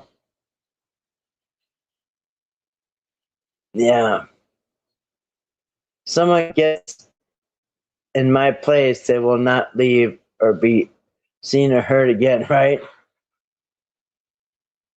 Yeah, it was Tyler Oliveira. And he didn't care. It was good for his business. He got a lot of views off that video. And then Mark was really upset with him. You know what I mean? Anyway. It stirred up some shit, and for a little while it hurt the relationship between Whitakers and Mark, but Mark is always kind and forgiving, and they've patched things up. Did you like it? He said worse. Oh, I'm sorry. I missed some comments there. Yeah. Kenny said he was married and he had a stepdaughter. His wife died and his stepdaughter lives with the Yeah, you're right. You are right. Yeah, the wife died. Yeah. Yeah, I forgot her name, but you're right. She I think she had a heart attack or something. Yeah, you're right. Yeah, so the wife died and the stepdaughter went to live with the grandparents. Yeah, you're right. I remember that. Absolutely. Mark's money, and in his delusional mind, he thinks he told him Mark never gave money to them. Exactly, because he should have said, "Has Mark been giving you guys money, or has Mark been giving you money?" Yeah, he said worse. Dear Jane, did you like it? Hey, Cheryl. Kenny said, "Hey, Mark, I never asked you for money." Kenny said that? Because when the trailer burned down, they said, Kenny called me and said that you guys needed help. And as a matter of fact, Mark later even mentioned how Because when BJ said that Larry died, her dad died, she did get $1,000. She got $1,000 for a funeral or something, I don't know. And then the gig was up. But he said, well, I was kind of surprised that Kenny didn't call and tell me about Larry dying, because usually it's Kenny's the one that calls. So yeah. Your most valuable things are things that can't be stolen. That's right. Amen to that. Get some Wi-Fi cameras. Yeah, exactly. Cameras are cheap. You can get them little baseball cameras, hook it up to something that records. Yeah, Ramirez was married to Doreen Leoy, a former freelance magazine. Yeah, she went to do an article on him or something, and they fell in love. I guess she captivated his heart. Yeah, and infatuated with Ramirez after seeing his mugshot on television. It was so creepy. That mugshot was so creepy. How did she become infatuated? Anyway, wrote him dozens of letters during his trial and married him at San Quentin State Prison on October 3rd, 96. Yeah, I love Mark Leda too. Heather, last week, Justin was in the chat and he said that BJ wanted to talk to you. Did you reach out? Yes, I did. Yes, I did. I'm waiting for her to call me back. It seems like they have the house phone, but she's got I think she's got like a Wi-Fi phone or something. Because when I got a new number, when you try to get a hold of her, I think it's like one of them Wi-Fi phones or something. I don't know. I'm waiting for her to get back to me. Because it's weird. She'll get a hold of me like really late at night. I'm talking like late. And then if I don't see it right away and then I try to get back to her, then she doesn't answer. So I think she uses her phone when she gets near a Wi-Fi signal. I'm thinking that. Because they don't get Wi-Fi at their house. So I don't know. Yeah, I'm trying to get a hold of her.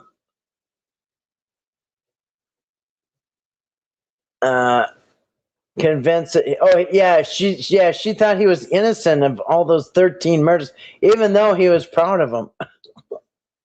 Remember, when they arrested him, they said, "Hey, what's going on?" He said, "I'm going to Disney World." Like, shut up. Yeah, a brief 10-minute serial. He wore a platinum wedding band instead of gold because he claimed Satanists don't wear gold. Yeah, on top of it, he was a Satanist. Well, is the dating field really that narrow that she's got to go get that? Anyway, a lot of women are infatuated with serial killers. Your Excedrin PMs kicked in. All right. My mother-in-law used to always have Excedrin PMs. She had to have them every night, and then she slept real well with them. So I know about Excedrin PM. They will knock you out. So anyway, good night to Glades. Thanks for coming in. Why did Gary quit helping the family? Well, yeah, it was about the propane, because the propane tank was missing with BJ. But then BJ finally came back, and she had the tank, and it was full. And so I think it was, I don't know. I think that's the, yeah, I don't know. I think it had something to do with propane tank missing, and then I can't remember.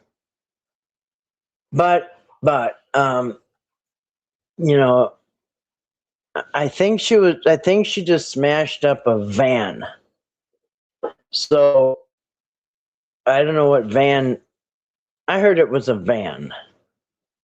So I don't know if it's the van that Gary gave them. Kathy, do anyone knows why their sister who lives down the street from them don't help? Yeah, that was from even before. So there is a sister, and let me think of her name. I can't remember. I think it starts with the L, but I can't remember. But there is a sister in the holler or in that area. And she doesn't want to be connected with the family at all. And this was back when Mark was seeing them.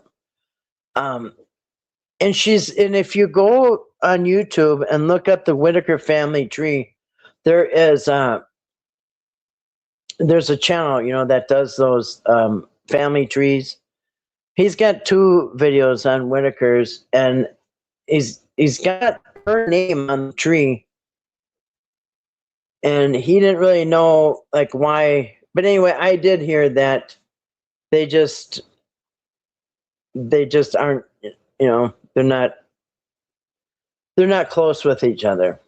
She does her own thing, and she doesn't want to be connected to him. Everyone says goodnight to Glades. So I don't know. They must have had a falling out or something. In fact, did she?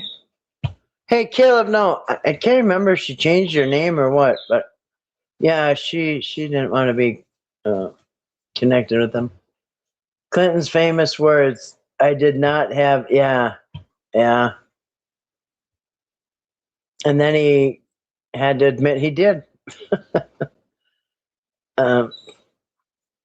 Good question. I always wondered that. Yeah, the one sister, yeah.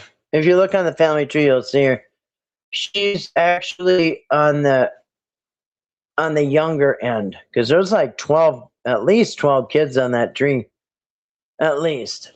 And all the older ones are dead up until the right side. So there's probably 5 or 6 of them left, maybe. And she's one of them. Excuse me. Kenny seems like a drunk. Well,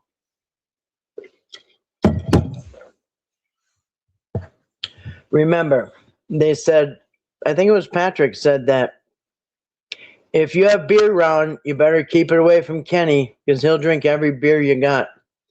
And well, allegedly, I seen a DWI on his record. Yeah, he likes to drink. Yep. And I think somebody said he'll do anything for a beer. Yeah. I bet he did use some of the money to fix the roof, the kitchen cabinet, some new windows, floors, laundry room. Yes, she did. And the vehicles. They got a vehicle too. Good night, Betty. Yes, good night to Betty. Sleep well, Betty. I hope you feel well. Yeah.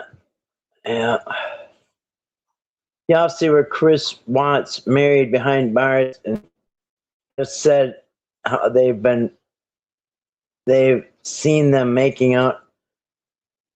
He's behind bars and he makes out with people.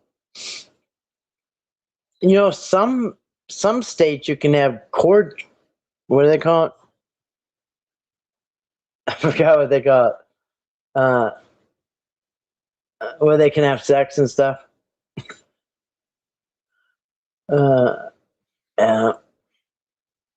Yeah, so conjugal visits, that's what it's, conjugal visits. So there's some where they can have conjugal. Did you see, actually, there's a story, yes, conjugal. There's a story where a woman came to prison to have a conjugal visit with her husband, and he killed her.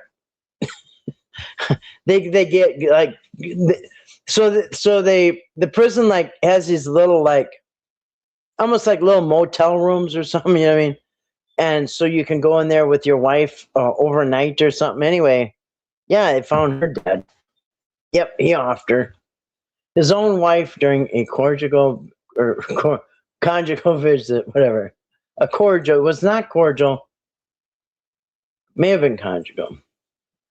But yeah. Yeah. Yeah, I thought, wow, that's a weird bridge to burn. You idiot. I mean, not many. Anyway. Yes, Connie. I think it is Kildy Legs. Yeah. I think the sister's name is Connie. Oh, yeah. I could look it up, but yeah, I think they're right. Colleen? Yeah, I think it is Connie. Yep. Yeah. But yeah, I've heard on more than one occasion. I think the sister's name is Connie. Yeah, I've heard on more than one occasion that she doesn't want to have any anything to do with the family. So and that happens in a lot of families. You know what I mean? But you know, the Whitakers kind of were. They were kind of a little bit famous. You know what I mean? People from all over the world have known about them. But yeah, let me see if I can find it. So, I don't know. Maybe they're falling out.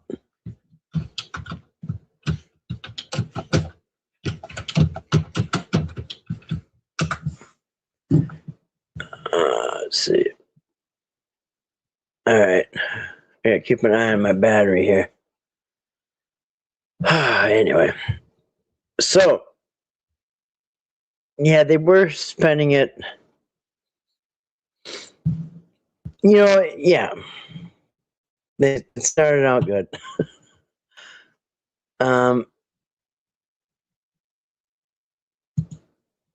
Yeah, okay. I'll pull it up. I'll see what it is. It's called The Whitakers of West Virginia. Excuse me. The Whitakers, a West Virginia family or something. Oh, the Whitaker family inbred history. Okay. Yeah, no. Jason. Yeah.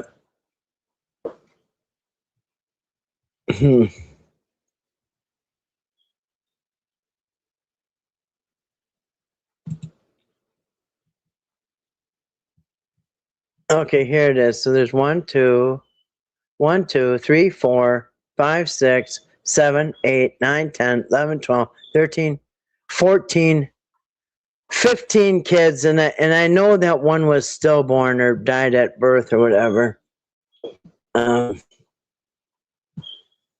Mary, let's see.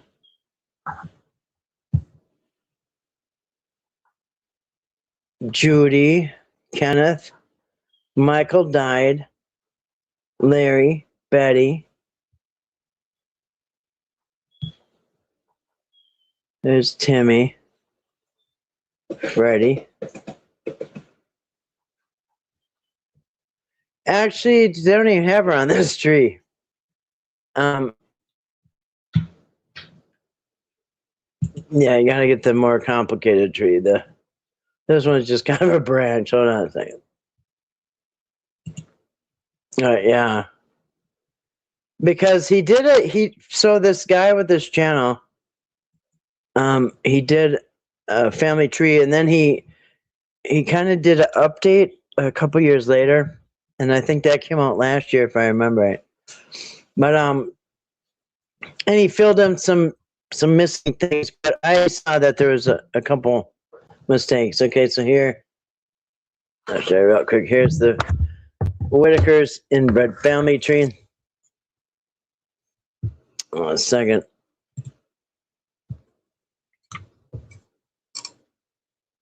The Whitakers inbred family tree. If you go down here, the bottom row is the Whitaker family that we know. These are all gone. Emery. Some of these died when they were little. Janice. No. Janice was actually Larry's wife. This right here, I'm almost sure is Larry's wife that passed away. Janice Whitaker. In 1953 to June 13th, 2001. Because when Mark Leda showed up the very first time with a camera in his hand to take photographs of the Whitakers, they had just gotten back from a funeral. And they were upset and Larry didn't want nothing to do with it. And he said, "Hey, we just came from a funeral," and I'm pretty sure that was his wife, because look, this is when he went to the Whitakers, 2001. That's the first time, remember? June 2001. So I'm pretty sure that was Larry's wife that had died. But and if you notice those first pictures, when the first pictures when he started going there, you didn't see Larry in any picture because he wanted nothing to do with it. It was his wife. He thought it was probably poor taste, you know what I mean? Bad timing. At the least, it's bad timing. But he ended up walking away or something. And also, BJ was not in any pictures because that was her mom. It was her mom that died. I'm pretty sure Janice was her mom. But you have all these that have passed away. And it's kind of hard to see because it's kind of blurry. But you got Freddie, you got Connie. These all died. You got Freddie, you got Lorraine, who's still alive, Timmy. You got Mary, and John. And John is the dad of, remember John, the one on the porch with the glasses with no shirt on? And his brother Jason that we know Mark has interviewed on the motorcycle. So John and Jason, their dad was John. That's all these guys' brothers, everybody's brother. And you have Betty. You have Ray's real name is Danny Ray Whitaker. So they call him Ray, but his real name is Danny Ray. So Danny Ray. Then you have Larry. Then you have Kenny. Here it is, Judy Kay. This is the one that doesn't want anything to do with people. Judy. When was she born? It had to be after 57. So Judy Kay is the one I'm pretty sure that doesn't want anything to do with the family. Then you have Michael. Michael died young. He had a heart attack when he was like 30 or something. I don't know. He's in that cemetery. I talked about him. And then Judy has these children here. David. Hard to read because it's all blurry. David, Judy, Rachel. I don't know. These other people here. Yeah, that's it. There's a lot of kids. I think 12 of them survived into adulthood. So there's 1, 2, 3, 4, 5, 6, 7, 8, 9, 10, 11, 12, 13, 14. They had 15 children. Yeah, a couple of them died young or whatever, but yeah. So yeah, it was Judy. I'm pretty sure is the one that lives around there somewhere, but doesn't want to be with him. Yeah. Oh, did I not even show that? Did I not show that? Did I show that or I did not show that? I don't know. The owls are out tonight. Love to hear them. Yeah, I like that too. Where are the Pop-Tarts, the kittens? The kittens are actually outside, right outside my door. The last week or so, they've kind of been hanging with the other stray cats. Then they go into the porch and then they want to come in. They come up to they actually a couple of them came in. I got that cute little orange and white one, that one came in. That one likes to be around me a lot. A couple of them came in, but a lot of them are hanging out with the other ones. Yeah. Yeah. BJ probably ran out of prepaid phone minutes and will only work on Wi-Fi. Yeah. Well, with the area that they live in, gets no Wi-Fi down there. There's no signal. So even if they have a cell phone, it doesn't come. Remember that Eric was complaining, everybody's complaining that the phones don't work at the Whitakers. They have no cell phone service. I think they're probably in a really low elevation or something. She might ask you for money, late night calls out. Yeah. Yeah, the late night calls are kind of always suspicious. they could get pregnant very soon. Yeah, I know. Yeah, I don't really have the money to get them all spayed. And the problem is these kittens, there's 3 of them are girls. One's a boy, 3 of them are girls. So that's 3 more, right? So I got to do the mom and the 3 babies now need to be spayed. So I don't know. I was hoping to find somebody to take them. But nobody wants them. And last time she had babies, I went to the, my cat was at the vet. Actually, I brought in one of the little stray kittens because the stray kitten had an eye infection. And the thing was hissing at me and spitting at me. And I grabbed it with a glove and I put it in a cage and I brought it to the vet. And the lady ends up screwing up, malpractice basically. And the kitten ends up being blind, right? You can see a little bit. But anyway, I named him Sammy. And so Sammy actually can see a little bit. So Sammy wants to be outside all the time. But anyway, while I was there, I asked her, how is there any way I can get rid of the kittens? Do you have any connections? And they said no, they have no connections. But they gave me permission.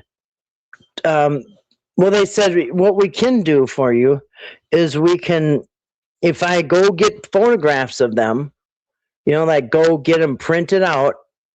And I did. I took pictures of all the kittens, and each one separate. And I went and printed them out at Walmart. And then I put them on a piece of paper, and then I brought them up to the vet, and then they put that on Facebook on their own. The veterinary had a Facebook account. Caleb, hey, stop. But I printed them out, and they put them on Facebook, and I had only one person called. It was a young couple, and they came over. They looked like college students, and they played with the kitten, and they liked the kitten, and I'm thinking, okay, chop, chop. Anyway, after playing with the kitten for a really long time, they came right in my house. They played with the kitten, and then they stand up and they say, well, we're really interested in having the kitten. Could you go in half on spaying, neutering the kitten or whatever it was? And they said, and we'd really like to pick the kitten up after our college semester is done or whatever. They wanted me to keep the kitten for another few months and go in on this half on this thing. I'm like, I can't do that. I've already fed and taken care of these kittens, brought them to the vet. I've already done my part. No, I'm not going to do all that. I'm not going to hang on to them for more months and then help you pay for that. No, I'm not. I said it nicely. And then, anyway, and then they left him. And that was the closest I had to giving him somebody. But no, I'm not going to. No, I've done enough. I've paid. It's expensive, man. It's probably a couple $100 a month to take care of all these animals. And no, you're getting a free kitten, jackass. You can take care of it when you bring it home. I didn't say that. Yeah, Red Frog. Hey, Red Frog. Good to see you tonight, Red Frog. Hope you're doing well. Cats are induced ovulated as a female sends the male around, goes into heat. They're saying we reproduce like cats, not exactly. Exactly. Yeah, so unlike dogs go into heat twice a year, and they hey, and that's why you have puppies that are born in the spring and born in the fall. You get, they're usually born in August or September, something like that. Sometimes December. But yeah, dogs go into heat twice a year, but cats, all it takes is a male, and all of a sudden, bing, they're in heat. Yep. And I don't know if it makes that sound, but I'm picturing it does. Sometimes local vets spay specialists once a year. Yeah, not here. There's so many kittens. I can't believe somebody with some money doesn't open up something like that. You know what I mean? That could take care of these. Because everybody around here has stray cats. The lady that delivered my Walmart groceries last week, she unloaded all these gigantic bags of food, cat food. And I said, yeah, I feed the strays. She said, yeah, we got a bunch of strays too. And her strays have this weird disease. Well, it's a parasite. So she said the strays around her, she brought one to the vet and it had like a sore. And the sore had like a black thing in it, and it's like a worm or something. And at some point, the worm pops out or something. I'm like, what? Oh my gosh! Don't even tell me that. Because these cats can get these eye infections, and they can get all kinds of crap, right? So anyway, I'm thinking, oh my gosh, now there's another thing to worry about. But yeah, she was saying about how hard and expensive it is taking. She has a bunch of strays. Everybody up here has strays. And anyway, so she was telling me about her strays. All have this weird thing going on. Yeah. Put a notice up at the vet's office. Yeah, that's what we did do. They let me bring in the paper with all their pictures on them and free and get my phone number. And then not only did we put it up in the office with thinking people come in, want a free kitten. Nope. And not only that, but she also copied it. The lady at the desk copied it and put it on their Facebook. And out of all that exposure, one couple came over. A finicky little couple that wanted all these stipulations on, oh my God, do you want a free cat or not? May and October, yeah.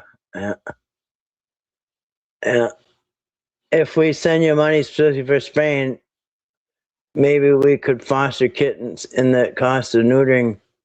Well, and I'd have to show you guys that, I'd have to look it up because it's been a while. It's been probably 2 years since I brought any of them. I brought them to the vet. These stray cats, I bring them to the vet all the time. In fact, I got an appointment on Wednesday for one of them, the older one. He's got the runs and stuff, so I got to bring him in. He's not acting sick or anything like that, but he's got the runs for a long time. So anyway, but yeah, I don't know. You have to figure it out where you guys can just pay the people. You can pay the vet directly, you know what I mean? Yeah. Yeah, I'd bring him all if yeah, I was thinking that too. Now I have dewormed them. I've been deworming these cats, but this is an older one. My Tortie, we had her 3 years. She's still the size of a kitten. I love Torties. I got one too, and held a grudge against the family since day one. She's so mean. I'll send you a photo. Yeah, them tortoise shells are so different, man. They're like people.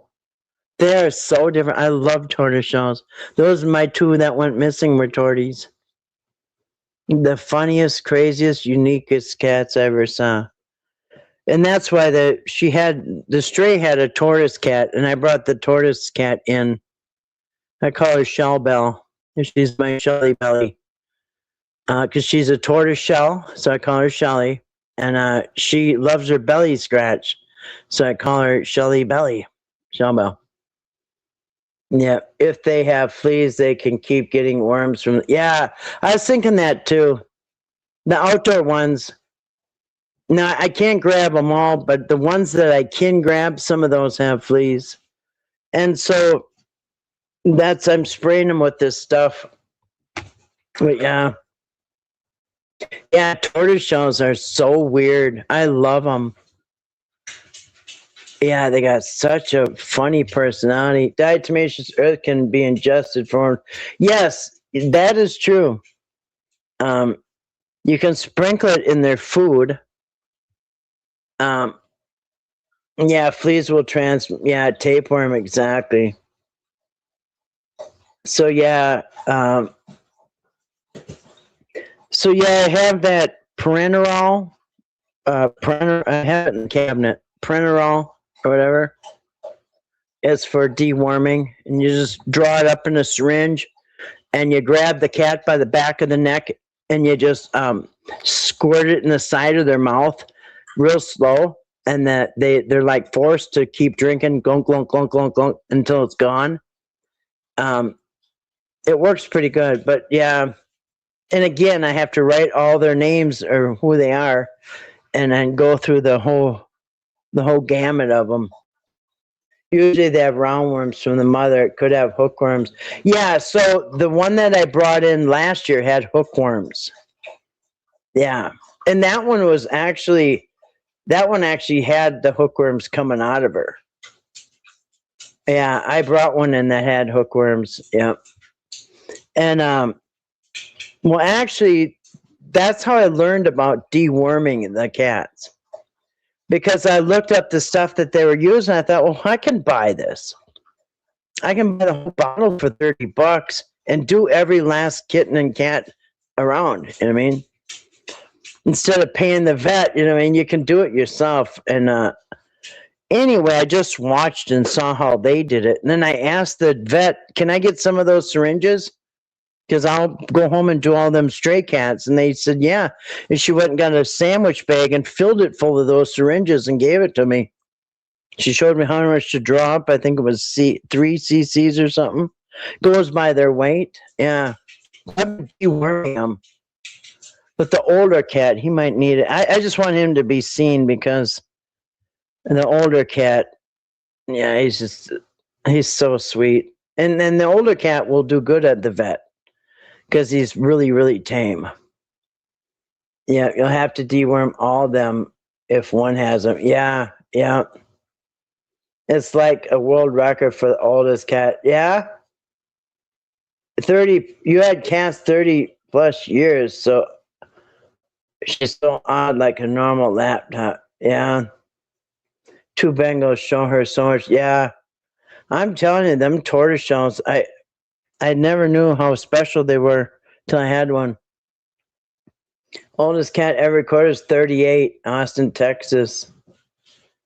Yeah, this cat, the one that's got that's sick right now, he's not acting sick, but he's crapping out. Not good. And but I just want him to be seen. But he's probably 10 years old. My last cat that passed away, Snowy, he was 18 when he died. Your last cat lived to 18. My current one is 11 and very spry. Yeah.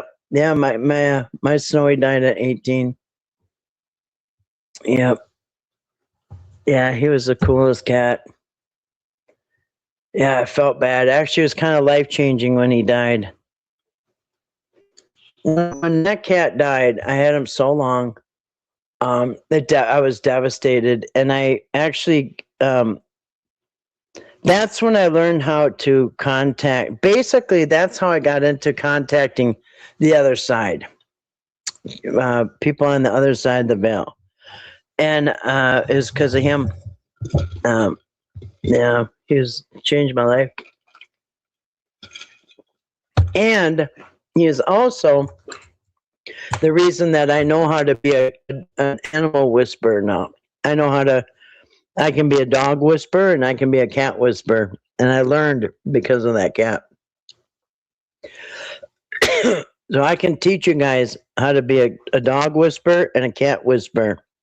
And it is so amazing once you learn. Oh, I got to watch my battery. I'm at 2.5 hours. But because on the show The Dog Whisperer, if you notice, the dog whisperer goes over the house, rings the doorbell, ding dong, yeah, hey, this is Max, and he's kind of upset. We don't know why, and he's chewing up all our stuff, and then the dog whisperer says, okay, well, you guys can leave now, and when you come back, it'll be all done. So they leave. And then the whisperer's alone with the animal. all day or whatever, an hour, I don't even know how long. But they leave the animal whisperer alone with the animal, and they don't show you anything. All they show you is maybe the dog like snapping and biting at the guy or whatever, but they never really show you the secret. And then they saw the doggy parents coming back. Hey, how's Max do? Oh, look, Max is sitting there. Wow, he's not jumping on anybody anymore. Look how polite he is. Wow, he's so different. What'd you do? Yeah, they won't tell you. They won't tell you. But I found out what he does. And so some night I'll show you guys how to be a dog and cat whisperer. Because it's a secret that people need to know about. You too can be a dog whisperer and a cat whisperer. But do you notice they'll never show you what the guy does? Well, I learned what he does. Anyway, your oldest cat died last year. He's 21. Odin. Oh, R.I.P. to Odin. But you know what? You can still contact Odin. I've contacted all my animals now. Just like people, they're on the other side and they can hear you and all that. So, yeah, that's how I learned how to communicate with the other side, is because of my cat. You can do it with people, you can do it with animals. Had a solid gray floppy ragdoll cat. Oh, I lived 18 years. Yep, it's life-changing. He's my best buddy, yeah. Yep, when my dog died and my cat died, it was probably the 2 worst days of my life. Yeah, my cat now are 8 and 11 and 12 weeks old. Got a little 12-week-old one, little 3-month-old baby. Do you know, wow, that's old. And it's still fresh, but yeah, that's sad when they'd pass. Kathleen said, Kathy, the day my Russian blue died, I had a phone call scheduled that night with the pet psychic. And a few hours before the call, my daughter and I heard the cats meow from down the hall. Wow. And that's it. I mean, you know, good, Kathleen. I'm glad that you know that. Because, yeah, if people knew that, if you knew that you could contact your loved ones on the other side, including your pets, and you got to know what to look for when you're communicating it with the other side. It's not scary. It's your loved ones. It's not ghosts or not demons. It's the people that died and your pets. It's them. They have the same personality. It's them. Oh, God, I'm still heartbroken. Look for him to walk around. Yeah, I'm sorry to hear that, Tina. Yeah, you know the feeling, Red Frog? Odin has visited me once. I feel like he knew I was very upset and wanted to let me know he's okay. Yes, they will do that. And so, like, sometimes after, like, a dog dies, you'll hear, or a cat, you'll hear, like, it has dog tags. You know how they clink? Clink, clink, clink. Yeah, you'll hear the dog tags clink. If you have a cat or dog that used to sleep on your bed, you'll feel them jump up like on the foot of your bed. You might even be startled to where you actually have to look, because you'll feel the animal jump up on your bed. Yeah, you'll hear them. You'll hear them bark. You hear them meow. That's them, you guys. And they because they want you to know that they're okay. Has new kitten is named Blue. He's awesome. Kathy, I would love to know how to become a cat whisperer. Yeah, I'll come on one night and teach you guys how to do it. It's real easy, and you guys are going to be shocked when you do this to your animal. I promise you, you're going to be shocked. In fact, the first time I communicated psychically with my dog, it was the German Shepherd, because the German Shepherd's so jealous of Caleb, and he was the first one that I wanted to psychically connect with. So when I psychically connected to Lazarus, my German Shepherd, and I think I told you guys this before, we were in bed, and we were going to bed, and I'm in my spot, and Lazarus is next to me on the pillow on his spot. Caleb and the other dog sleep at the end of the bed or on the floor. They go back and forth. But Lazarus was next to me, laying on the pillow next to me, and I was facing him. And I started doing my psychic stuff and connecting with him and doing my dog whisper stuff. And all of a sudden, I was doing the Mind Jedi stuff with him, and the dog looked at me, and his eyes got huge, and his head went back like, whoa. I can't even describe. The dog was so surprised that I was not just reading his thoughts, but he was reading my thoughts. You can do this, you guys. And when you do it, you're going to see the look on your animal's face like, what the hell? Yeah, because you can psychically talk back and forth to your animals. I get the nose push against the back. Yeah, from your late pet. Yeah, they'll do stuff like that. My dog of 17 years passed away Christmas Eve. To this day, I still heard, yeah, yep. I want to make sure that you know that they're still around. Yeah. And each animal that comes into our life, it serves a purpose. And the animal that comes into your life is going to teach you something that other people can't teach you.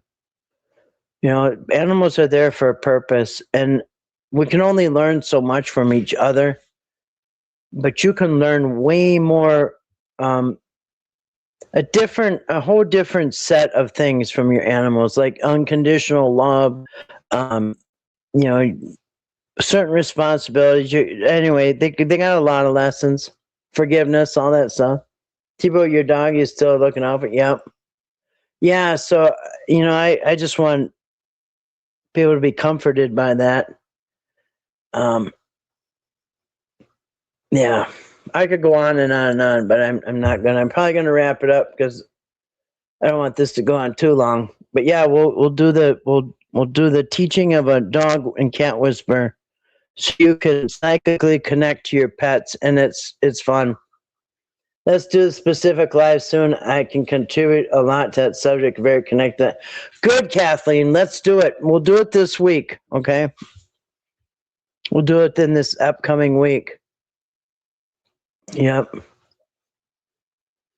Yep. All right, that's cool. Let's do that. We'll do it this week, and I'll show you guys. I'll teach you. It's pretty easy. And I would love to know once you guys learn the results, because I'm going to tell you there's going to be at least a few of you. It's going to work right away. And you know, but maybe everybody will work right away. I don't know, but and I'll tell you when we go over this. I'll tell you I read Lazarus's mind, and I asked him, "Why do you act like this?" And he told me, and I almost fell off the bed. I was shocked. He told me why he's upset. Loud and clear. You could do a follow-up live where you can pull people up together. Yeah, that's a good one, Kathleen. I want to connect my mom. I feel like she's trying to tell me something, but yeah, you can connect to your mom. Easy, T-Bro. I now can connect to anybody on the other side. For me, I've never done it for other people, but I can connect with anybody who's passed over. I look forward to it. Me too, Tina. Yeah, because I'm going to tell you, it's life changing, and you'll think of death. You'll stop. Hopefully, people will stop worrying about dying, worrying about death. Quit worrying about people who died. In fact, the people who died crossed over. You guys are doing way better than we are. Okay, they're doing way better than we are. Every single last one of them. Nobody's burning in hell. None of that. Your loved ones are doing fine, and they want you to know that. Yeah. Yeah. T-Bro, I'll talk about that too, how to connect with the other side, your loved ones. I've talked a little bit about it, but we'll do that this week. Tomorrow I have something planned for tomorrow. We're going to go over something about the Whitakers. It'll be tomorrow. Why was he upset? Well, I'll tell you. Because when I got Lazarus, well, my dog died, the one that was 18. I had him through my 40s and most of my 50s. He was always there, and I was so devastated. And so I got the German Shepherd because I needed a guard dog. That's Lazarus. And so Lazarus was the baby. He was only 5 weeks old. Anyway, I had him for about a month, maybe 6 weeks, and I really missed having a border collie. And my ex-husband came up and he said, "Hey, the Amish have puppies for sale. They have border collies right now." And I said, "Really?" He said, "Yeah, let's go over there and look. You still want a border collie?" I said, "Yeah, I got the German Shepherd, but I really, really miss the border collie." So he said, "Well, let's go over to the Amish." And anyway, so we drove over to their house, to their compound, and we said, "Hey, we heard you guys got puppies." Anyway, they said, "Yeah," and they showed us the puppies. Anyway, so I ended up getting Caleb. All right, so then I brought Caleb home, and then all of a sudden, Caleb was the puppy. Caleb was the baby. And that German Shepherd, Lazarus, he always tried to be Mr. Tough Guy. He thought the first day he owned the place, he ran everything. He wanted to be in charge. He wanted to be the guard dog, just from a tiny puppy, because he's a German Shepherd. He wants to be, the top dog. So the little German Shepherd used to, in fact, I got the German Shepherd actually right before my dog died. And so, but the German Shepherd was, he was challenging my dog and challenging Sprout, the older one. And so he's trying to be Mr. Tough Guy, right? So I let him be Mr. Tough Guy. And I was babying Caleb, and I was calling Caleb a baby. And then one time it was late at night, and I let the dogs out, and it was raining. It was cold, and I was watching videos on my phone, and I thought, "Oh shit, I forgot the dogs." So I went out and I got them. And anyway, I'm so sorry, and I was babying Caleb, and anyway, the German Shepherd got really upset with me.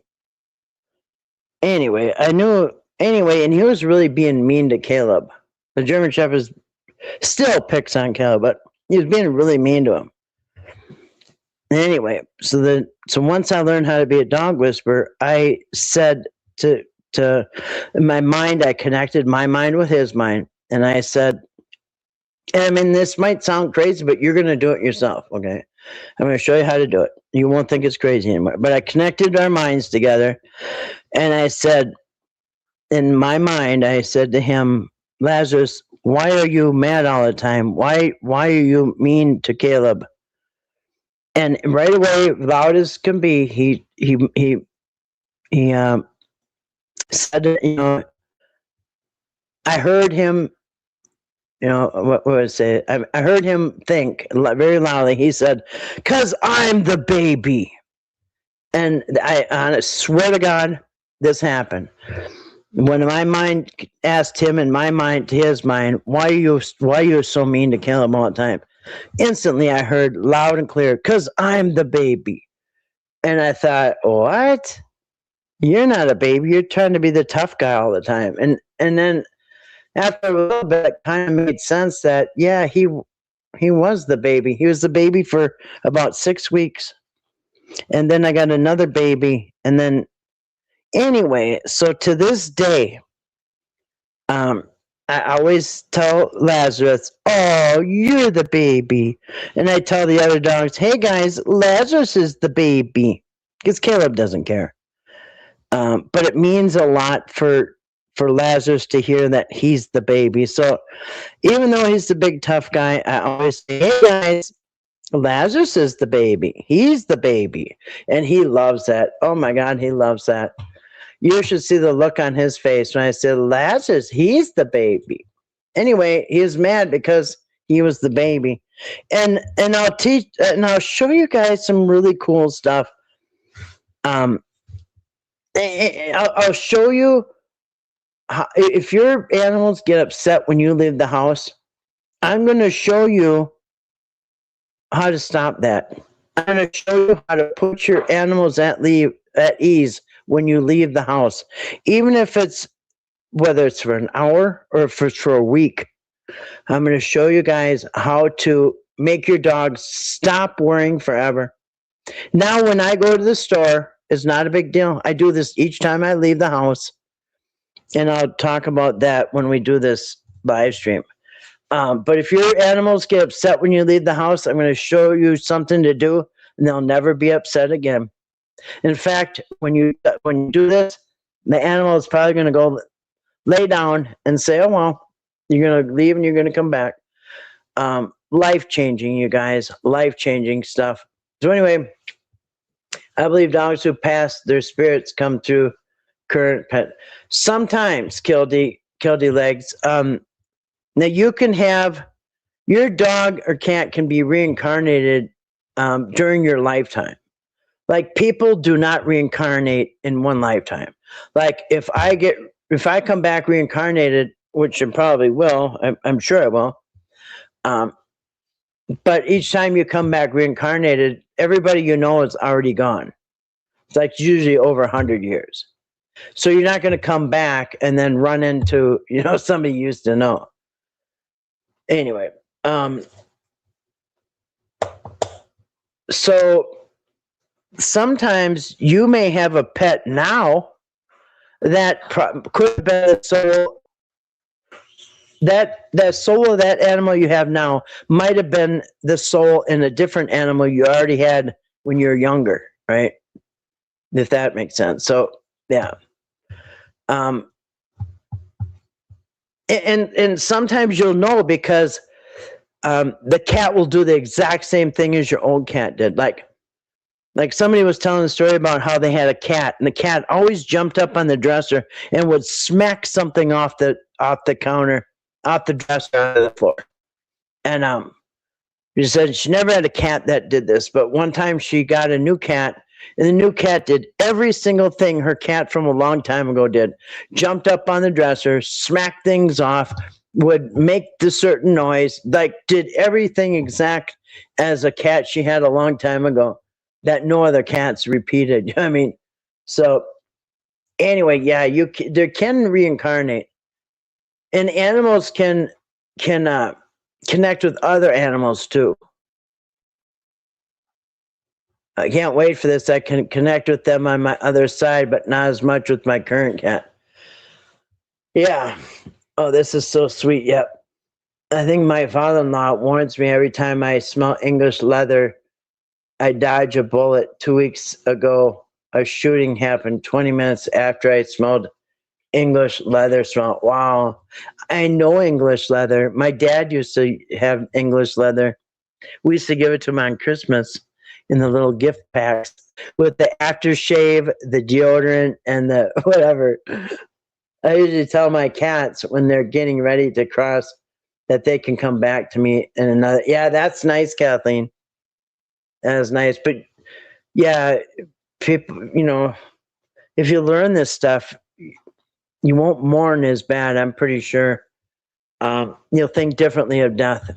In fact, basically, when you die, it's a graduation. You graduate. I mean, I get visits in the form of smell. Yeah, yep, smells, all the senses. Smelling is your olfactory senses, and you got your sight, and your hearing, and your smell.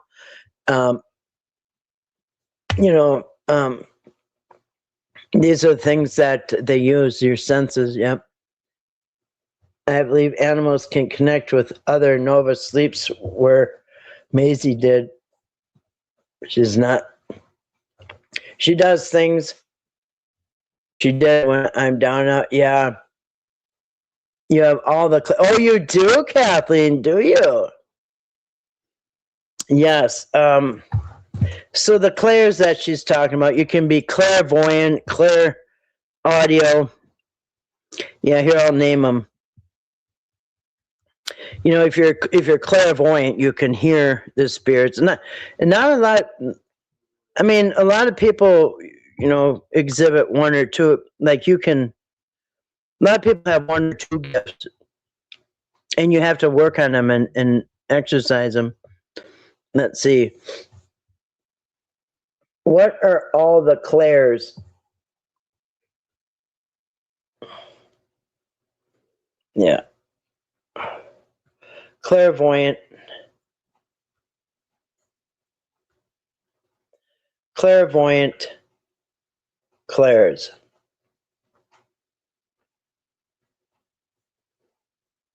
That's not working. Oh, now it's coming up. Let's see.